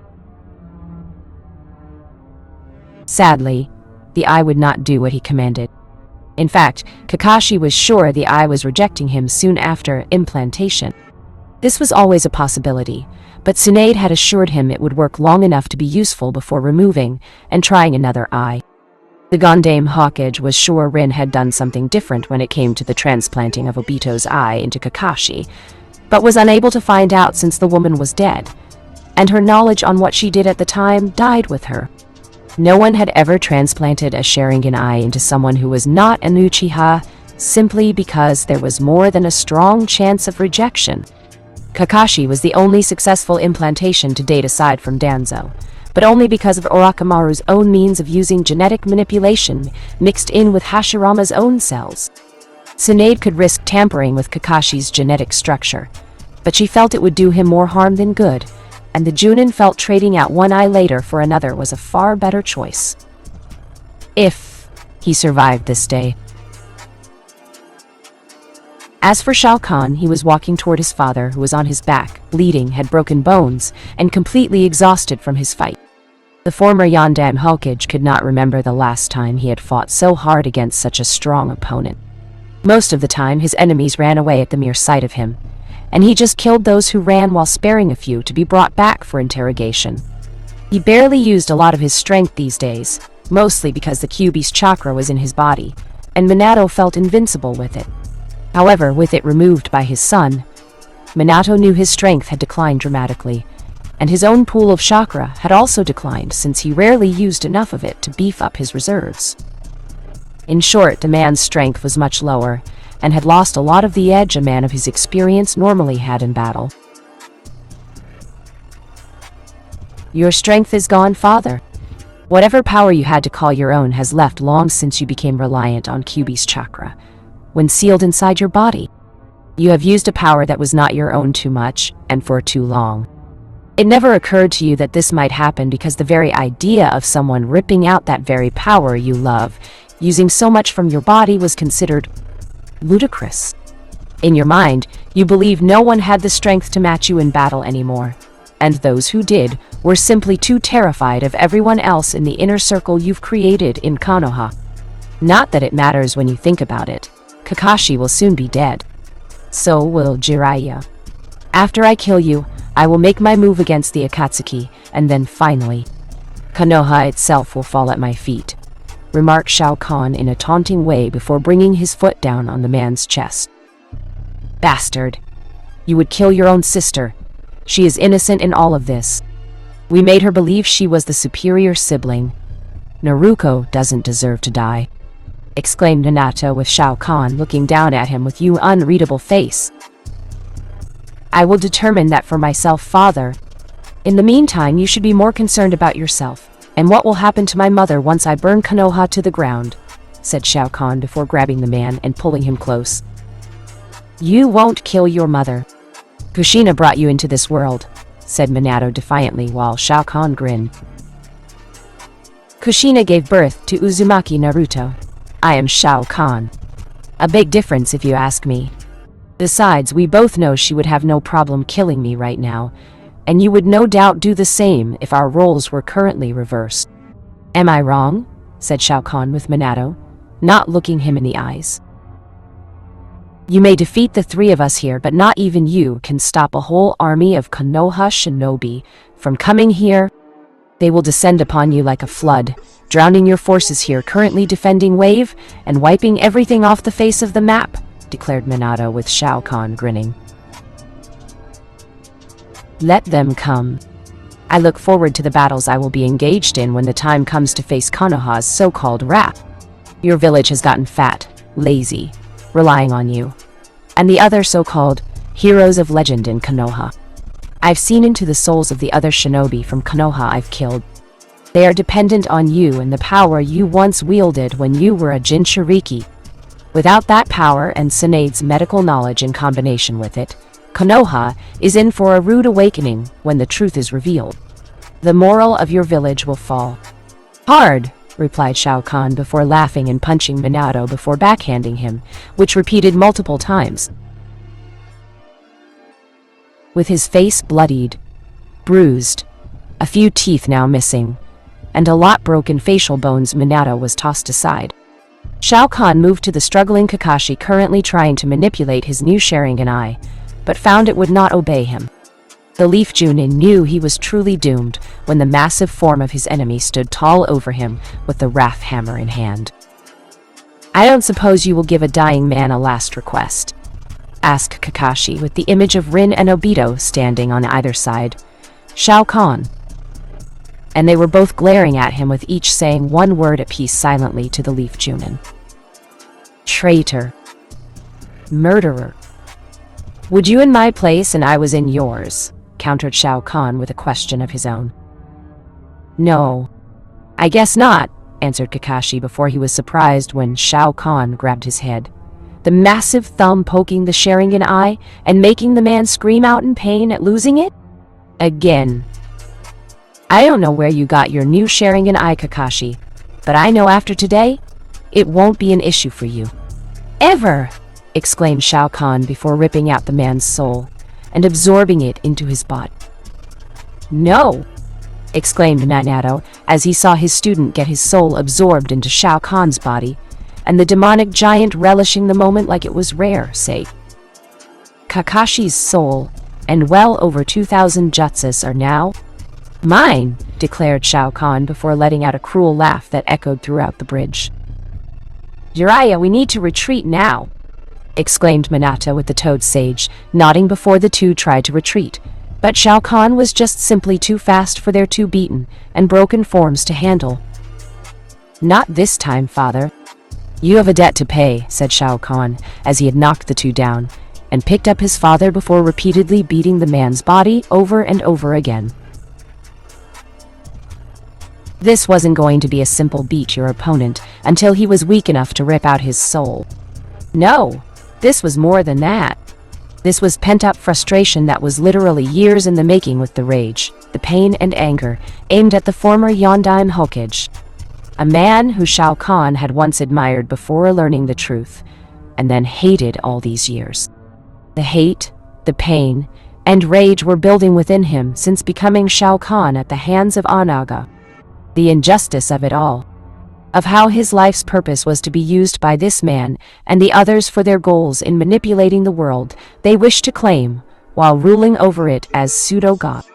And to make matters worse, he had become the servant of another as the price for his continued living while being unable to fulfill the promise made prior to his escape. Years of suffering. Bam! Years of hatred. Crunch! Years of endless fighting for what was always out of his reach. Splat. Shao Kahn looked down at his defeated foe's barely recognizable form, which was barely alive though one could argue otherwise. Breathing heavily for reasons unknown, finding his throat was parched from yelling with rage, Shao Kahn silently took the Namikaze's soul from his body and threw it over the bridge to let it rot in the water below. For a long moment, the Wave Daimyo just stood there, his eyes looking at something no one else could see, and ignored the shocked Sannin barely 10 feet from him. I'll kill you, yelled Jiraiya, angrily from what he just saw. The yell snapped Shao Kahn out of his thoughts, and he barely managed to dodge the hand with that seal on it before grabbing the extended limb. Without hesitation, the wave daimyo crushed the arm at the elbow, making Jiraiya cry out in pain, and once more fall to his knees. "Where is your strength now, Jiraiya?" mocked Shao Kahn before letting out a chuckle at seeing the Sannin in this state. "Fuck you, brat," replied Jiraiya defiantly before being forced to look at the giant demonic man holding his limp form like it weighed nothing. "It must hurt you deep inside knowing your student, who was considered a son in your eyes, was slain by his own child. That almost makes you my grandfather in some weird manner," taunted Shao Kahn with a grin on his face. "You have no idea," remarked Jiraiya bitterly to himself. But Shao Kahn heard it, and chuckled once more. "That's where you are wrong, fool. Remember, I have my father's memories when I took his soul just now. I know the truth about his parentage and real connection to you," said Shao Kahn with Jiraiya looking at him shocked and gritting his teeth in the process. "If you're expecting me to beg for mercy simply because I'm your grandfather, then you are seriously mistaken, brat!" exclaimed Jiraiya defiantly before being punched in the face by Shao Kahn. "I don't want you to beg, Jiraiya. I want you to die. To think no one, not even Orochimaru or Danzo, knew you had a child. And with Tsunade, no less. I can see why she put him up for adoption. Though at the orphanage, both of you were unmarried. He was a bastard child if there ever was one. And the only person who knew the truth was Hiruzen. Blonde hair from his mother, but it was spiky like yours, and it explains why my father was so good at sealing. He inherited the skill from you, and from what Uzumaki traits passed down to him, from Tsunade on her grandmother's side of the family. The Uzumaki clan side of the family," stated Shao Kahn with Jiraiya, sneering at him with blood leaking out of his mouth and staining his teeth. "If he knows about that, then he know about," thought Jiraiya with wide eyes with Shao Kahn's grin increasing.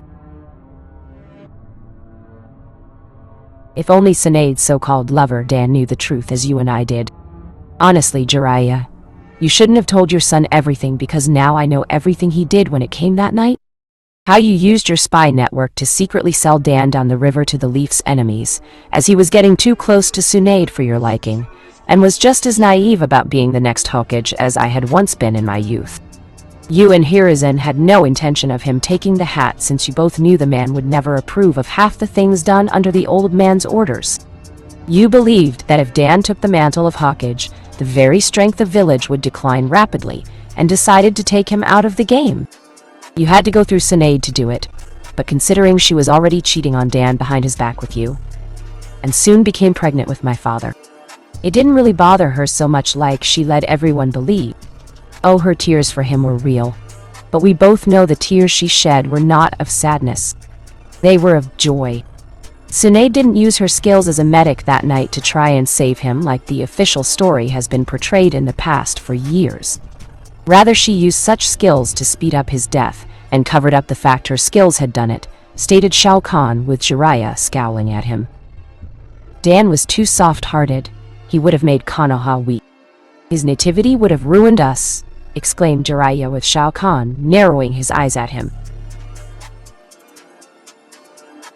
Just like Nawaki, Tsunade's little brother showed that same nativity as Dan did. You knew it, Hiruzen knew, and Tsunade knew it. Though unlike with Dan, she never agreed her little brother should be taken out so soon.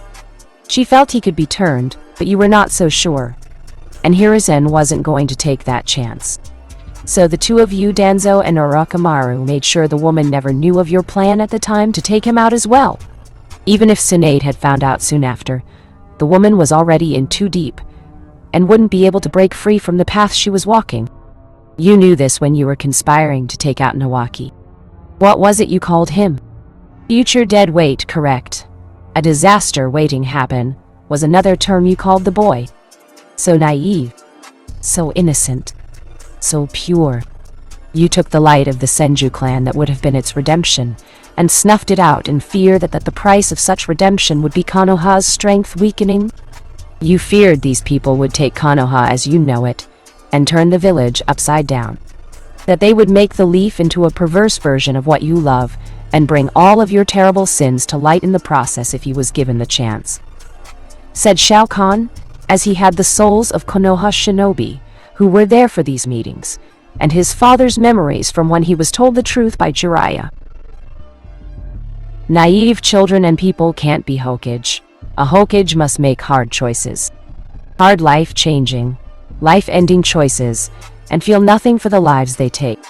You could never have done it. Dan could never have done it. And Nawaki would never have been able to do to be Hokage.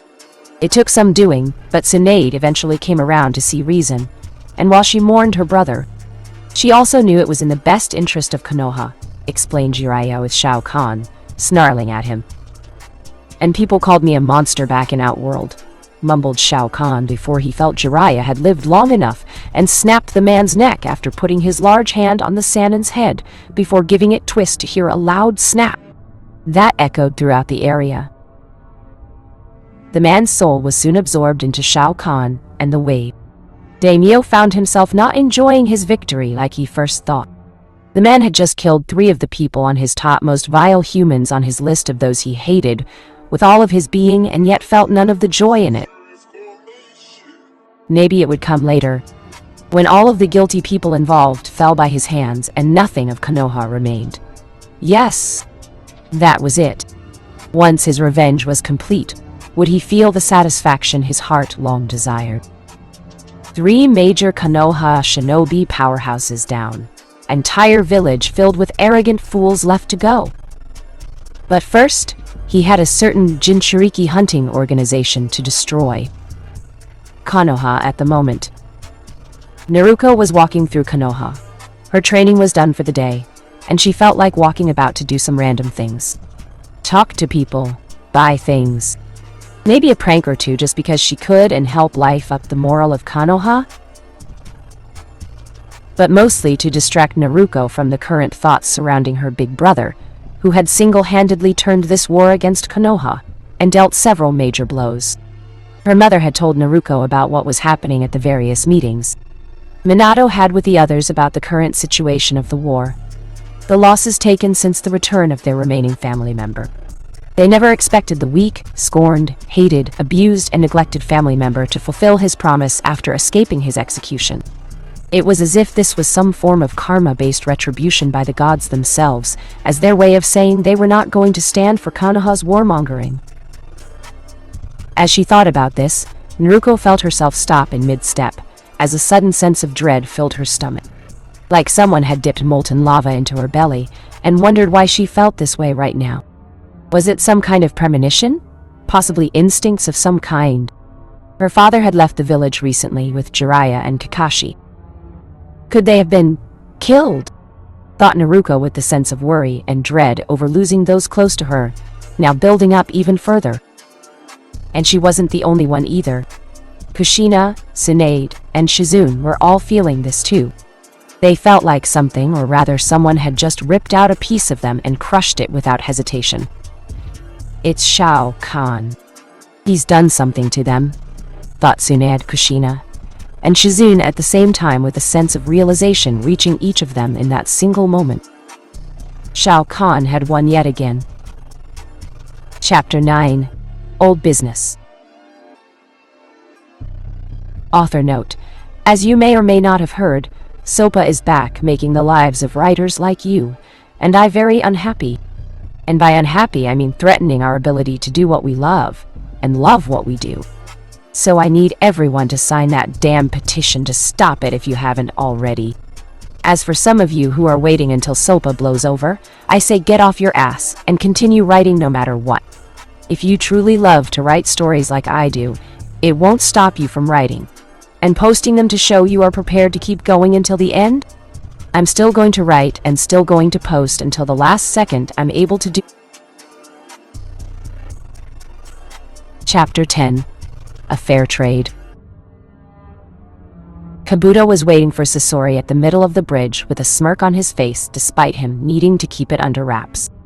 Sasori was so sure he had the medic nin under his control, but Orochimaru had quickly caught on to the puppet master and turned Kabuto into a counterspeak, feeding Sasori false information, but with enough sliver of a truth behind it so Sasori wouldn't suspect anything. But now with the Akatsuki on the move, hunting Jinchuriki, Orochimaru, along with the powers that be in Konoha, knew that the organization would become a problem for them once they collected all the Biju together. The solution: cripple them by striking out against one of the top members. Sasori was a skilled puppet master, considered to be the puppet master, and a master of infiltration via his puppets.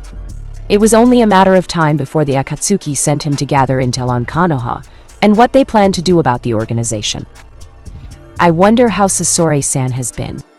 It has been quite a while since we last saw each other when he wanted me to gather information on Orochimaru-sama, thought Kabuto, since the man was known to disguise himself in many ways to escape detection.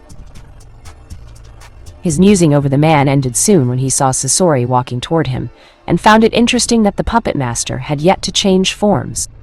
Normally, Sasori was one to change his appearance for every new meeting to throw off any potential watchers from knowing it was him, or that Kabuto was his unknowingly false spy.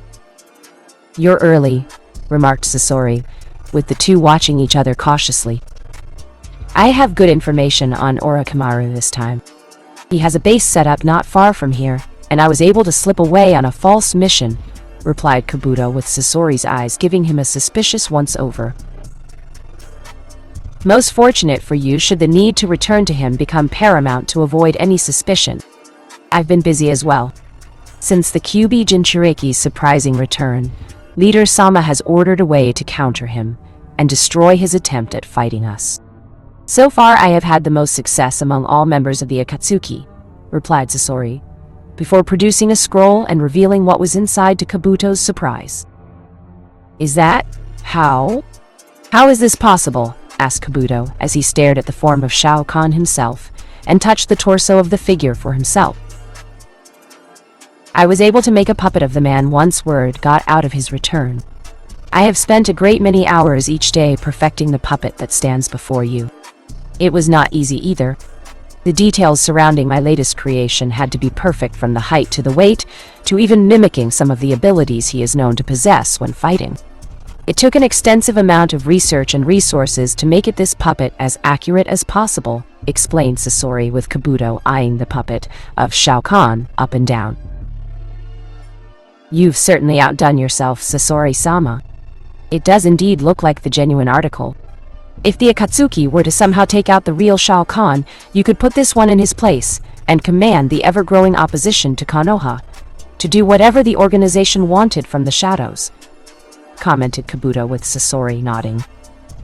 "As always, it feels good to have my work appreciated by those who have an eye for talent," replied Sasori, before turning his eyes from Kabuto to what was behind the man, and his eyes widened. "Which is probably why the two of us got along well when we were partnered together within the Akatsuki. Right, Sasori?" questioned Orochimaru, as he saw Sasori frowning at him behind his veiled face, and Kabuto turning around with a kunai in his right hand in a defensive position. "Careful, Sasori-sama. He's a very devious individual. We must work together if we are to defeat him," whispered Kabuto, while eyeing Orochimaru, and the Sava Sanin's face was filled with amusement. Siding with the Akatsuki.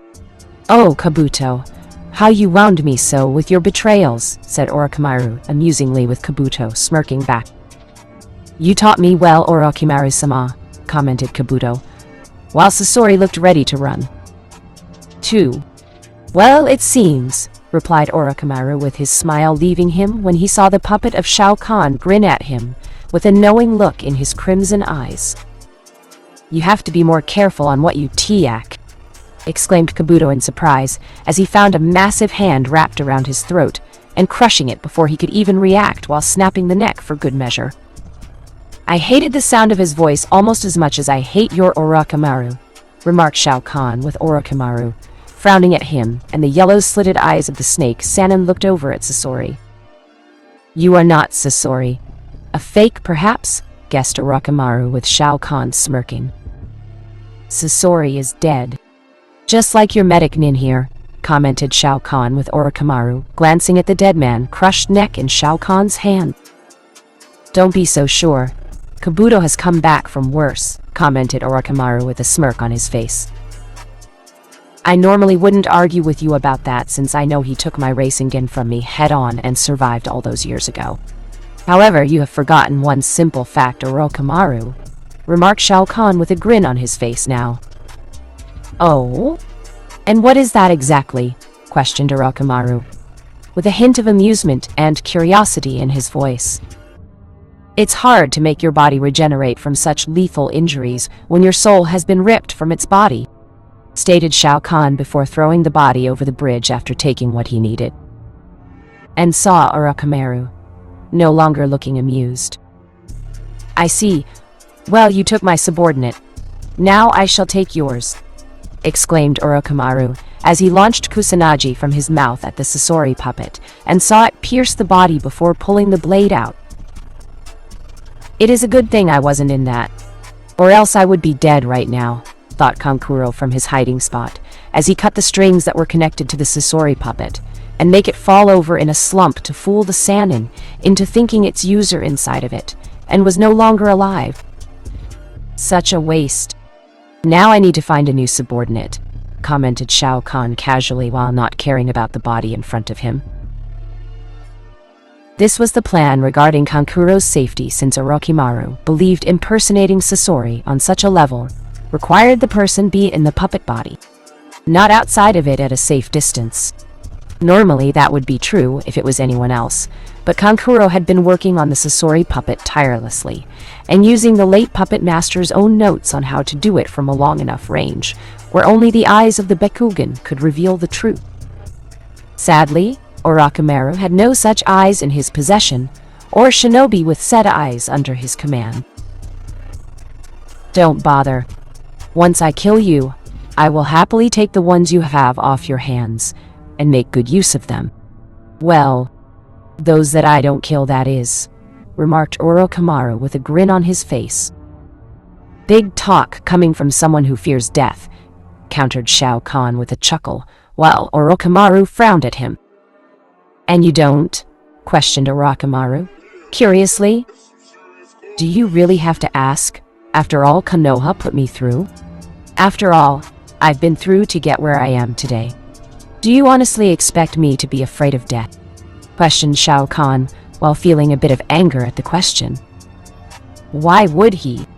Someone who took down the Dragon King, made elder gods fearful of his power, and just recently took care of one of the fallen one had no reason to be afraid of death. True, but can you say for certain that there is not a single part of you that isn't afraid of me? Of what I can do? Questioned Orochimaru, with Shao Kahn summoning his wrath hammer to his hand. I faced beings far more powerful than Sannin. I have seen things that make all the nightmares of this world seem tame by comparison. You do not frighten me. Not in the slightest, replied Shao Kahn, with Orochimaru's grin reappearing. Well, I'll just have to bring about that fear into your heart. Normally I wouldn't do this right away, but considering how strong you are, it's better I bring out my true appearance to ensure my victory. Shirohabi no Kakera, replied Orochimaru before revealed his true form forged from his years of experimentations on himself, and turning his entire body into one giant white snake. Interesting concept for a snake. Passing yourself off as a dragon in order to reach the heavens. But you are not one of them, and never will be no matter how hard you try, said Shao Kahn with Orochimaru, hissing at him and moving at incredible speed toward the former emperor of Outworld.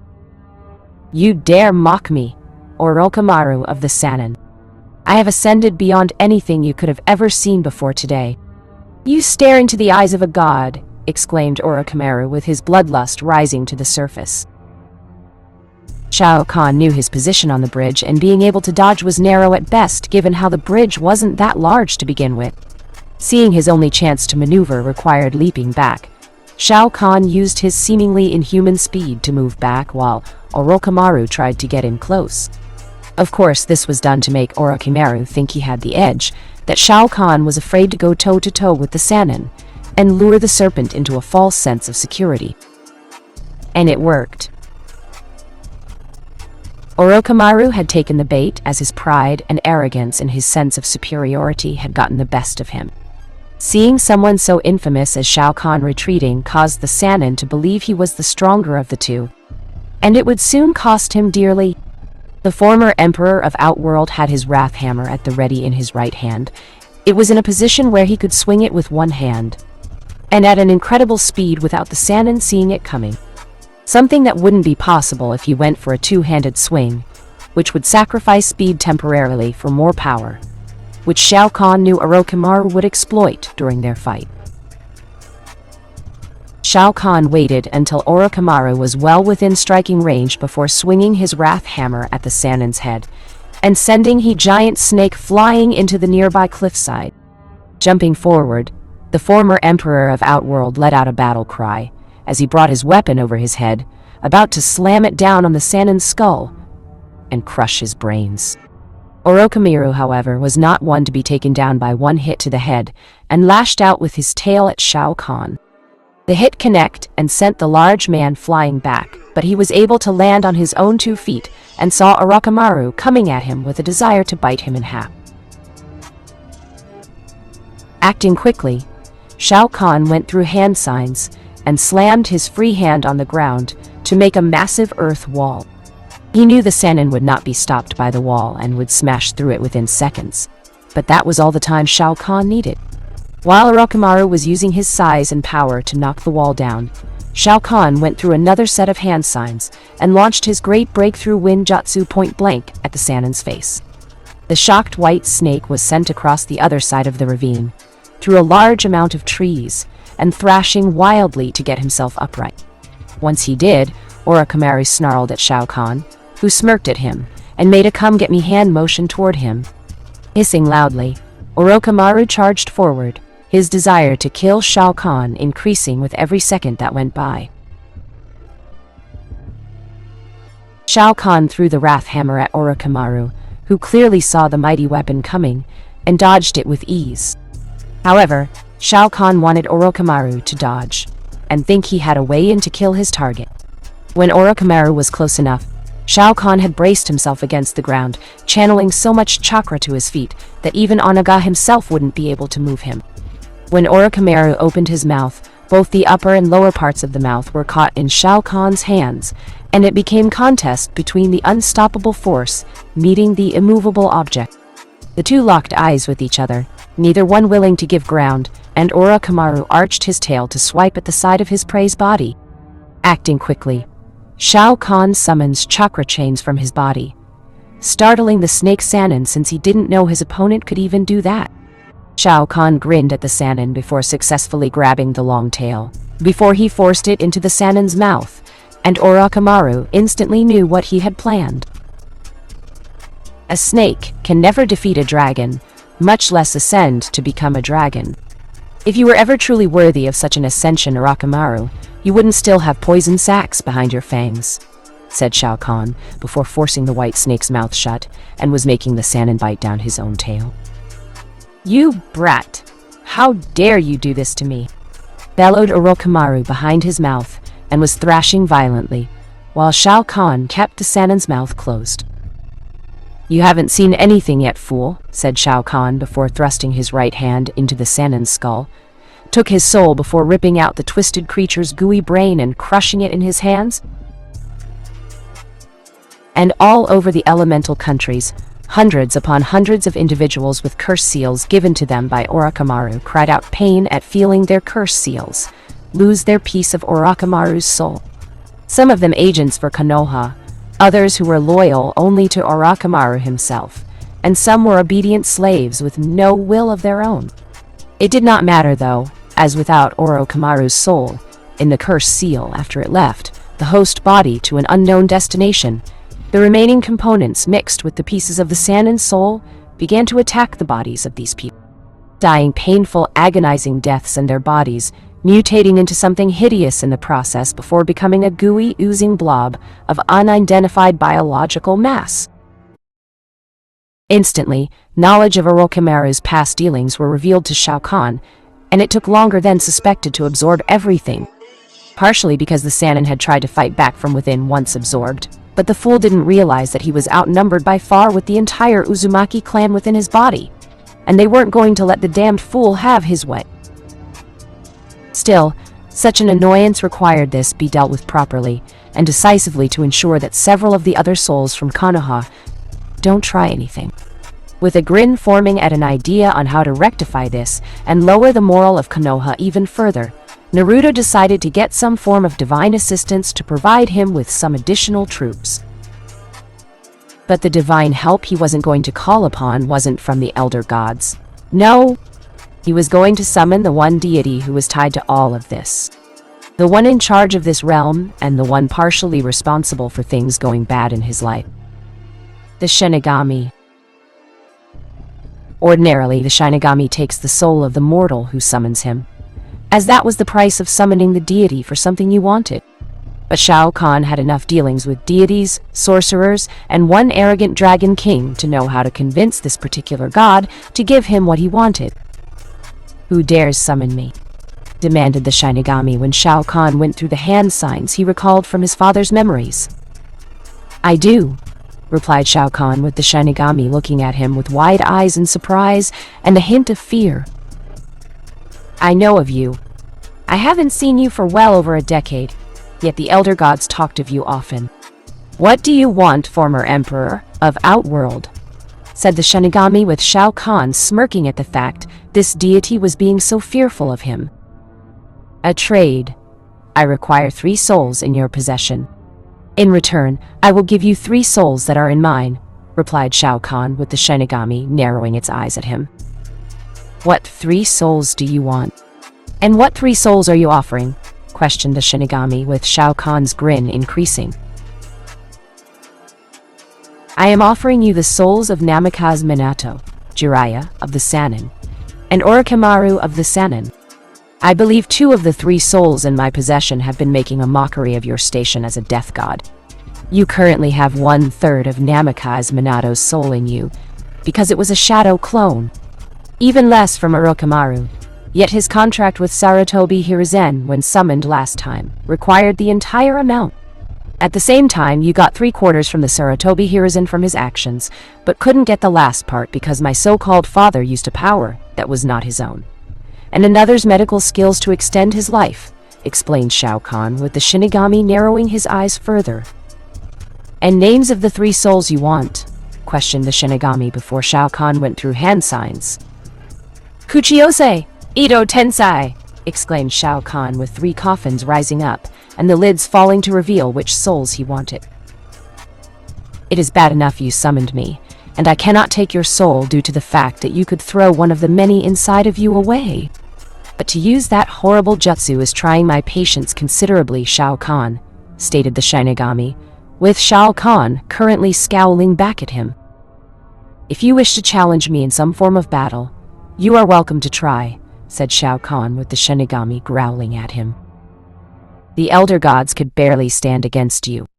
I am not so confident or that naive in believing I would be any better in a fight," said the Shinigami, with the deity looking at the 3 bodies within. 3 souls for 3 souls. I have the remaining 2/3 of Namikaze Minato's soul within me from when he put a piece of himself within the seal that you helped create with the blessing of the elder gods, and the other part was when I killed him. You finally get to claim what you were cheated out of from the start on 2 of the 3 souls in my possession. And when the time comes for Sarutobi Hiruzen to die, I won't take his soul for my own.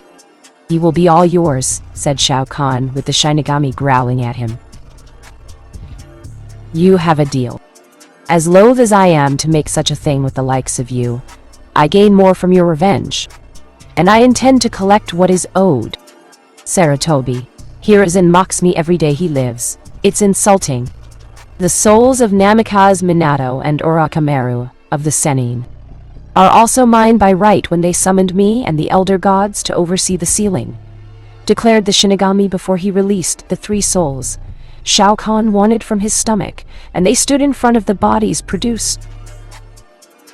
"And you shall 2 of those 3 wanted souls, plus Jiraiya of the Sannin, being the 3rd soul I give." The man was the teacher of Namikaze Minato, and like Orochimaru, he was the student of Sarutobi Hiruzen, added Shao Kahn, with the Shinigami grinning now. "My 3 souls, if you please," replied Shinigami, with Shao Kahn nodding before he brought out 3 orbs that now hovered in front of him, and each orb soon forming the ethereal body shape they belongs to when alive. Namikaze, Minato, Jiraiya of the Sannin, Orochimaru of the Sannin. What the Shinigami? But how? Questioned Minato at the sight of the death god. Your son is very smart. Far smarter than you. Not to mention he honors his deals made with me, declared the Shinigami with a grin on his face before grabbing all 3 souls brought before him. Release! Me, Shinigami! I am Namikaze Minato. I am the child of prophecy. I command you to release me, protested Minato with the Shinigami growling at him. You have no say over me, mortal. You made a pact with me and the elder gods. You cheated me out of your soul by providing only a third of it. The deal was for the whole thing. Now it's time you pay what is owed to me. The same for you, Orochimaru. Your soul should have been mine years ago, and I will not be denied any longer, replied the Shinigami before devouring all 3 souls, with Jiraiya screaming and pleading that he wanted to be alive again so he could peep on women. Clearly, the man did not have his priorities straight. With their trading of souls finished, the Shinigami left Shao Kahn to his own devices, and went to have fun with the newly acquired souls that were long overdue to be punished. As for the former Emperor of Outworld, he looked at each body standing because of their connection through the Edo Tensei, and the 3 souls hovering nearby. Shao Kahn soon grabbed each orb one at a time, letting his power cover the soul he touched for a second, letting the essence of the person see what he had seen, feel what he had felt, and push the soul into the body in front of him. And one by one, they each gasped as life filled them again before falling to their knees with shocked, wide eyes. They stared up at the towering form of Shao Kahn, his crimson eyes glowing while staring down at them, and he knew they had seen how far Konoha had fallen. They saw his memories, they saw his pain, they saw his betrayal, and they felt his rage when it came to the Leaf's arrogance. You know why I have brought you back, commented Shao Kahn while looking at the man in front of him, slowly nodding. I do, replied the man, though it was clear in his voice that he didn't want to believe the Leaf had fallen so far. You are bound to me, all 3 of you. You can speak freely and move around just as well. The only thing you cannot do is attack me, or those close to me. Understand, said Shao Kahn with the 3 nodding. They betrayed us. They betrayed our beliefs, brother, said the second man among the 3 individuals. Not only that, but they betrayed my clan, a clan that helped yours build Konoha. They betrayed everything we built together, stated the only woman among the 3. There is only one recourse of action that can remedy this, said the second man, with the first closing his eyes as if to deny the horrible realization of what was being spoken. Konoha must fall, said Shao Kahn while staring at the one among the 3, clenching his hands at wanting to deny that statement. Surely there must be another way, replied the first man weakly. Grow up, brother. Our dream of what Konoha was and should have been died with us. Our students betrayed us. They betrayed your wife's clan, the Senju clan. The village does not care about others. Wake up and see the truth. Can you see it, Senju Hashirama? Exclaimed the man next to the now identified Senju Hashirama. I know, Tobarama. I know. It's just, we created Konoha to stop the warring shinobi era and bring peace despite the conflicts. Now the very village we created has started a war, quite literally, with world. It is not easy to destroy what you create if you love it, replied Hashirama to his brother. Konoha is no longer the village you created, Hashikun. It has betrayed everything we all believe in and fought for during our time, said the woman with Hashirama. I know, Mito-chan. I just, replied Hashirama before letting out a sigh in defeat. It's times like this I wish I never made this jutsu. To be brought back from the dead to see the horrors that awakened after our deaths, said Tobarama before the 3 of them stood and stared at Shao Kahn. You 3 will be key in Konoha's fall. More specifically, you 3 will be fighting key individuals of my choosing. Hashirama, when the time comes, you will be fighting your Sarutobi Hiruzen, said Shao Kahn, with Hashirama wincing. I understand, replied Hashirama with sadness in his voice. Tobirama will fight Shimura Danzo, said Shao Kahn with the serious-looking man nodding. It is time I put that whelp in his place before putting the body in the ground, replied Tobirama coldly, with Shao Kahn smirking. And myself? Asked Mito curiously. You will be fighting Tsunade, your granddaughter, said Shao Kahn with the woman scowling in fury at the mention of Tsunade. Tsunade is not my granddaughter anymore. She is a betrayer of both the Uzumaki and Senju clans, declared Mito with Shao Kahn nodding. As for myself, leave my mother to me, said Shao Kahn with the three nodding. You aren't preparing to attack Konoha now, are you? Asked Hashirama with Shao Kahn, shaking his head no. Not at the moment, but soon. I have to deal with the Akatsuki first. They are hunting all of the Jinchuriki, said Shao Kahn with the three nod before they were greeted by the sight of Kankuro, appearing with Temari and Gaara. I never thought I would stand before the first two Hokages of Konoha, said Gaara with a small bow respect with both men returning it. I'm more honored to be standing in front of Uzumaki Mito. I was told by Kiyosama herself that you were considered to be the strongest Uzumaki and Kunoichi of your generation, said Temari with Mito smirking. I was also Kurama's very first Jinchuriki after that major incident with my husband and Madara.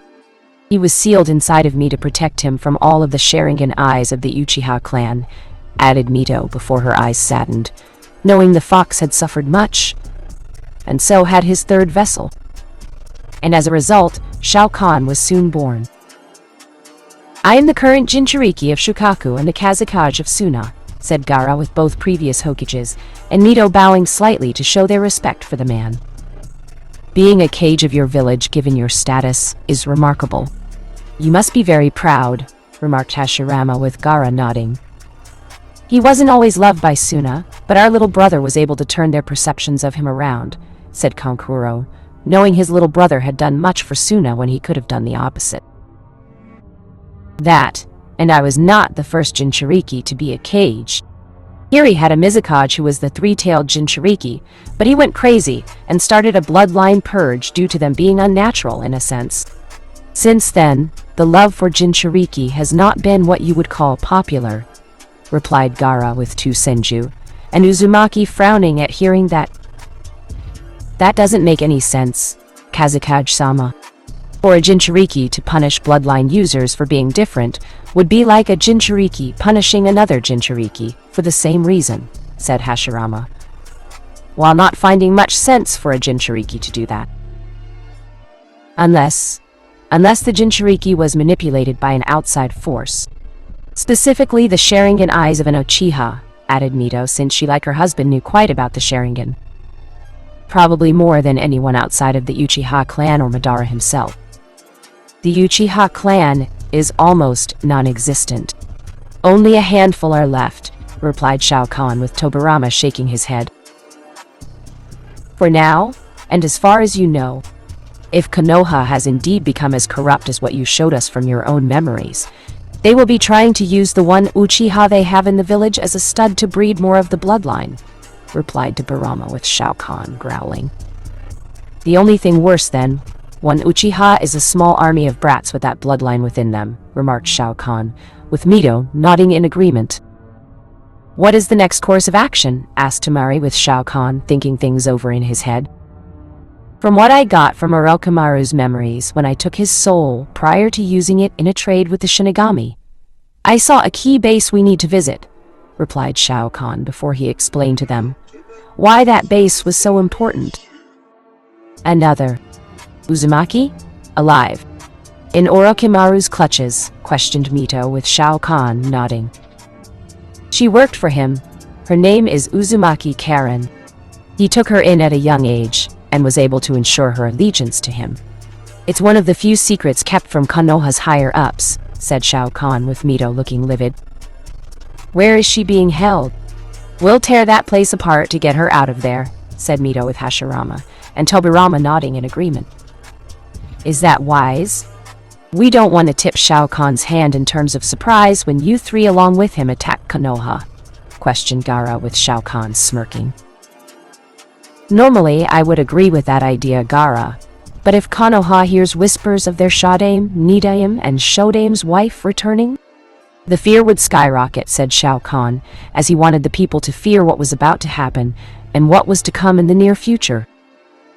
But won't that still give the former Sandaime Hokage and the Gondaime Hokage time to figure out how to defeat them?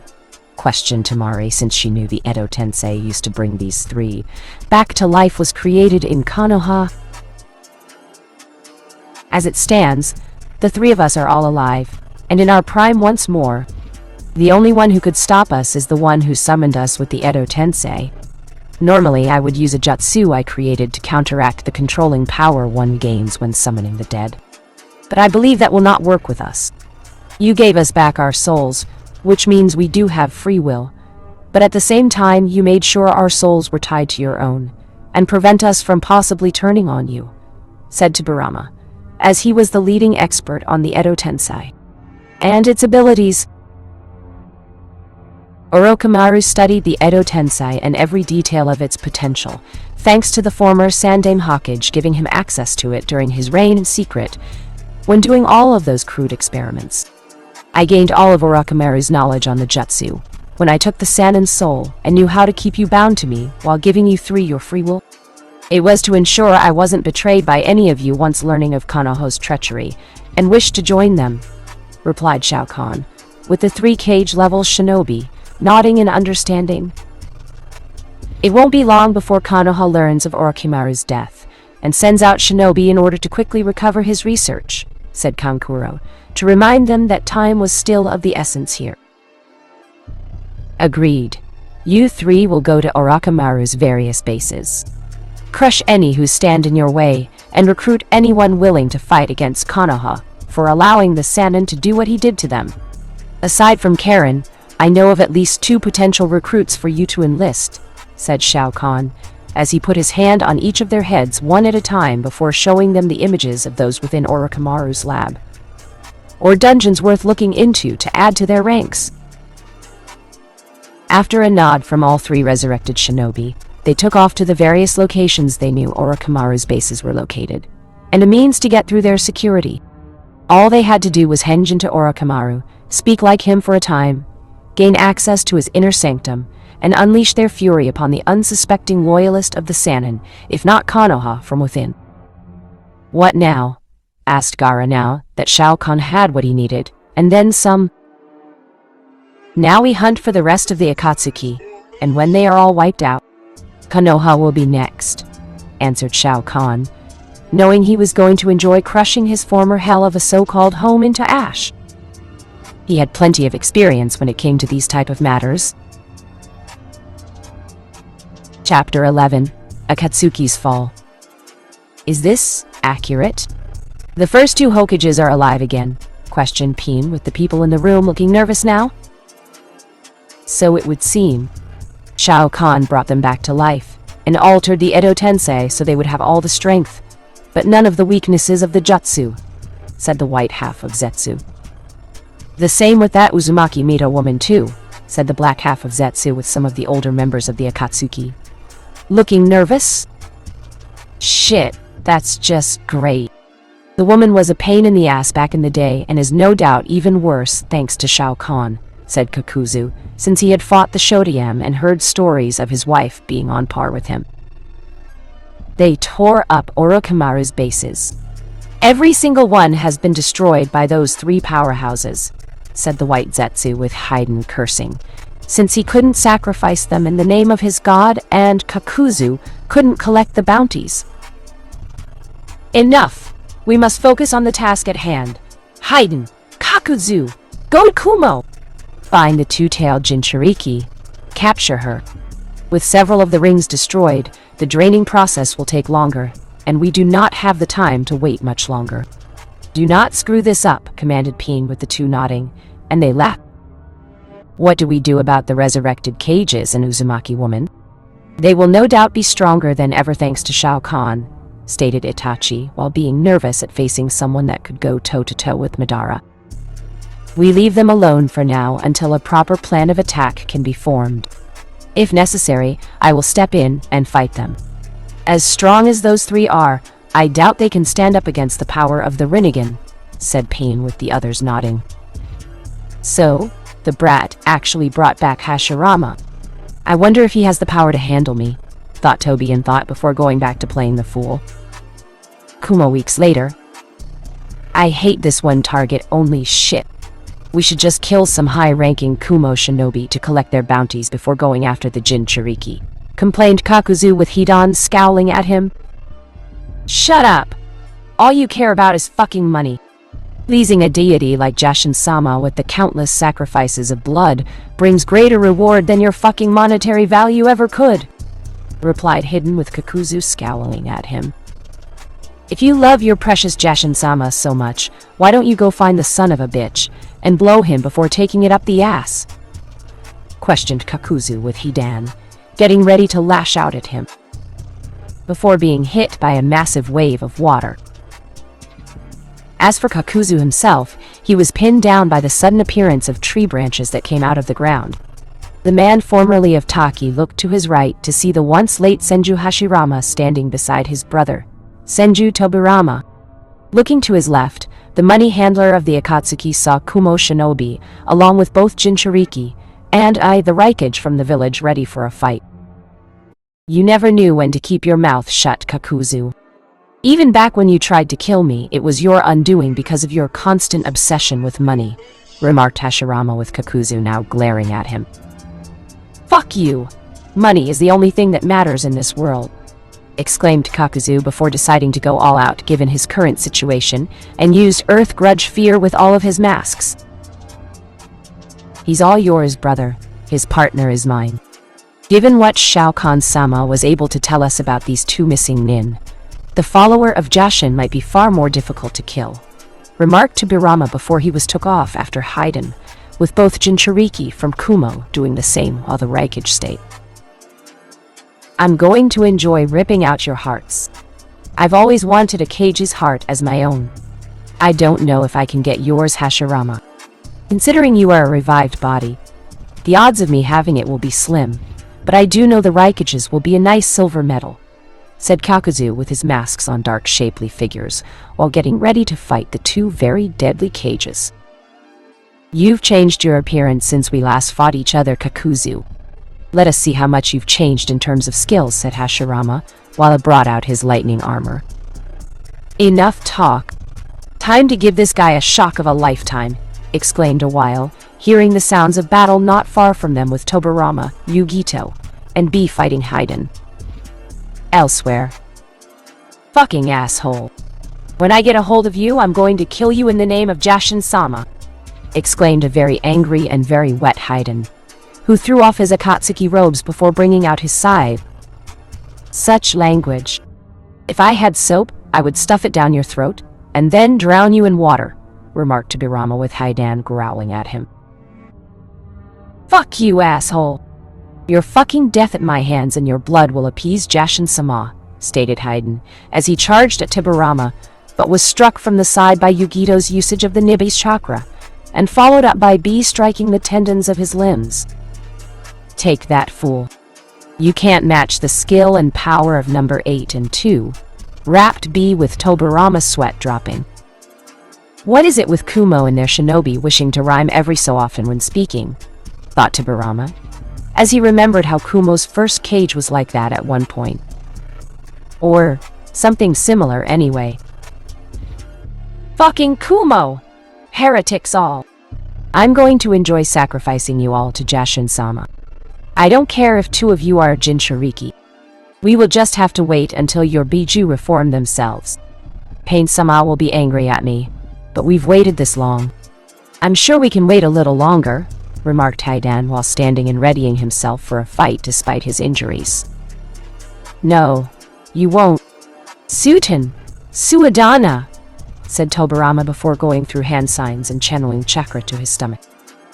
The next thing Haiden saw was Tobirama shooting a high-pressure stream of water right at him with such strength that it cut through the man's scythe and himself. The Jashin priest found himself cut literally in half by the jutsu, and now cursing up a storm. Someone shut him up. It's bad enough I have to hear B rapping all the time. But I don't need to hear this foul-mouthed prick, commented Yugito with Hidan glaring at her.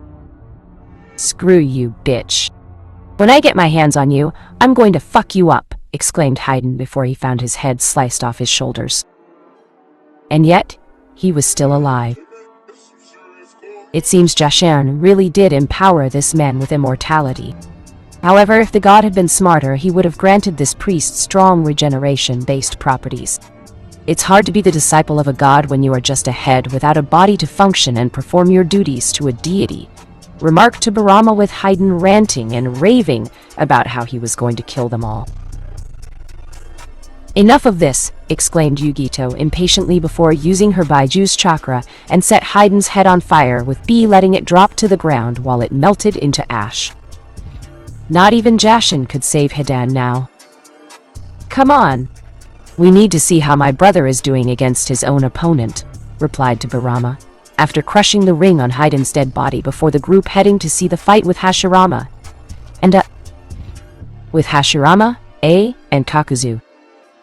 You have indeed gotten stronger, Kakuzu. It seems all the long years have not slowed you down, commented Hashirama, as he fought the man in taijutsu, and finding the missing nin was just as skilled as ever. To the side, along with his Kumo shinobi were fighting the 4 masks holding each heart the man held outside of his own. I can say the same for you, Hashirama. Your skills are just as good. I wonder who will pay for your body once I end your life this time, replied Kakuzu before getting a palm thrust to the chest, and was sent back roughly 15 feet while skidding the entire time. Even if you did defeat me, my brother, and Mito-chan in battle, there is still Shao Kahn to contend with. He doesn't need to kill the hearts you have in your possession. Just rip out your soul, replied Hashirama with Kakuzu narrowing his eyes at him. He has to get close for that. Something my masks and my skills can prevent, replied Kakuzu before moving at incredible speed at Hashirama, but at the last moment directed himself at A in a surprise attack. Mokutan. Mokusatsu Shibari no Jutsu, exclaimed Hashirama, as he turned his arms into trees and shot the branches out to catch Kakuzu. Liger Bomb, exclaimed A, as he grabbed one of the bodies, leaped into the air and power bombs it into the ground while covered in lightning. That's one, Kakuzu, remarked Hashirama with Kakuzu struggling to move. Fuck you, Hashirama. You'll need to do more than that to kill me, exclaimed Kakuzu as he kept struggling, but found it impossible to escape the Senju's power. Lariat, exclaimed B, as he charged forward seemingly out of nowhere, and destroyed another body before it could focus on A's exposed back. Suten. Suri Den no Jutsu, exclaimed to Barama before a giant water dragon formed around him and shot toward the remaining 2 bodies and annihilated them. Damn it, exclaimed Kakuzu before he found himself staring at Yugito with her body covered in Bijou chakra. No. Damn you, replied Yugito before she slashed at Kakuzu like a cat, even showing her nails extending greatly for that cat-like appearance, covering them in Bijou chakra, and ripping right into the missing nin. Impressive control, commented Hashirama, while watching the woman let out a long sigh at having used her Bijou's power like that. Years of training paying off. A few years ago, I would never have been able to do that to such a degree, replied Yugito with Hashirama nodding. 2 members down. 4 more to go, commented a while his shinobi secured the scene. Without the rings, the Akatsuki's ability to drain a Baiju from a Jinchuriki is greatly reduced, said to Barama with a nodding since Shao Kahn had made that fact known to the Alliance. Itachi and this newcomer named Tobi are next. Who is fighting them? Asked Yugito with Hashirama smirking now. My wife and Shao Kahn. Considering they are both Uzumakis, it seemed fitting to have them work together, said Hashirama, knowing those 2 were hunting that pair for a very specific reason. To take down the real leader. With Itachi and Tobi. We are being followed, commented Itachi, as he and Tobi were on their way to Iwa for the 2 Jinchuriki there. So it would seem, remarked Tobi, who decided not to play the fool since there was no point with Itachi. One of them is Shao Kahn, added Itachi with Toby stopping and turning around to wait for their target. We'll capture him first. The two Jinchuriki from Iwa can wait, commanded Toby before they saw Shao Kahn appear in front of them with a confident smirk on his helmeted face. Hello, Itachi. We meet again, commented Shao Kahn with his arms crossed in front of him. Where is your partner? I sensed another with you, commented Itachi with Shao Kahn smirking. She's behind you, replied Shao Kahn before Toby turned and his one eye widening in shock. Uzumaki Mito, the Shodame Hokage's wife herself, whispered to be with Mito, not looking calm and dignified despite wearing her shinobi attire that was similar to what the other members of the Uzumaki clan wore. Uchiha, Itachi, your emotions betray you deeply. You may try to hide them, but I sense much sadness in you. Such contradiction. Torn between duty and family. It must have been difficult to balance your priorities, commented Mito with Itachi's eyes widening in shock and his body tensing. You know nothing, replied Itachi emotionlessly. I know many things. I know the truth about that night years ago. I know the truth about Konoha's corruption. I know you are a spy for Konoha. I also know you hate what your brother had become because of your actions, countered Mito with Itachi, glancing at Toby, who was unmoving and gave no indication he was shocked by this news. He knew I was a spy, thought Itachi to himself. Why do you serve them? Why do you protect your brother, who has done horrible things that would make him worthy of being called the next Uchiha Madara? Why have you not killed him, knowing the darkness that resides in his heart? Asked Mito before vanishing in a burst of speed, when Toby appeared behind her to pierce the woman's back with a sword. Fast. Just like Hashirama, commented Toby before seeing Mito was to his left and closer to Itachi. You speak as if you knew my husband, commented Mito with Toby, looking at her with his spiral mask, and one eye aimed at her direction. That's because I did. I am Uchiha Madara, replied the newly proclaimed Madara, while Mito just stared at him. Hardly. You are no more Uchiha Madara than Itachi here. You are just a carbon copy. A fake. A boy trying to fill his forefather's sandals, commented Mito, as she sensed the man was similar to Madara, but did not have the man's potency and chakra, and negative emotions. As I first thought, Madara is dead, and this man, another Uchiha with one eye, has taken up the name to inspire fear, thought Itachi while glancing from Mito to Shao Kahn, while wondering why the demonic giant just stood there, watching with amusement. It was like the man was waiting for something. But what? That's a bold statement. Yet you can't prove I am not him, replied Madara with Mito smirking. I met the man personally. I know things only he, my husband, and myself would know while sensing his power. You are not him. You're close, but there is still a wide margin between you two that I can clearly tell the difference, remarked Mito with the masked man remaining silent for a second before removing his spiral mask and letting it fall to the ground.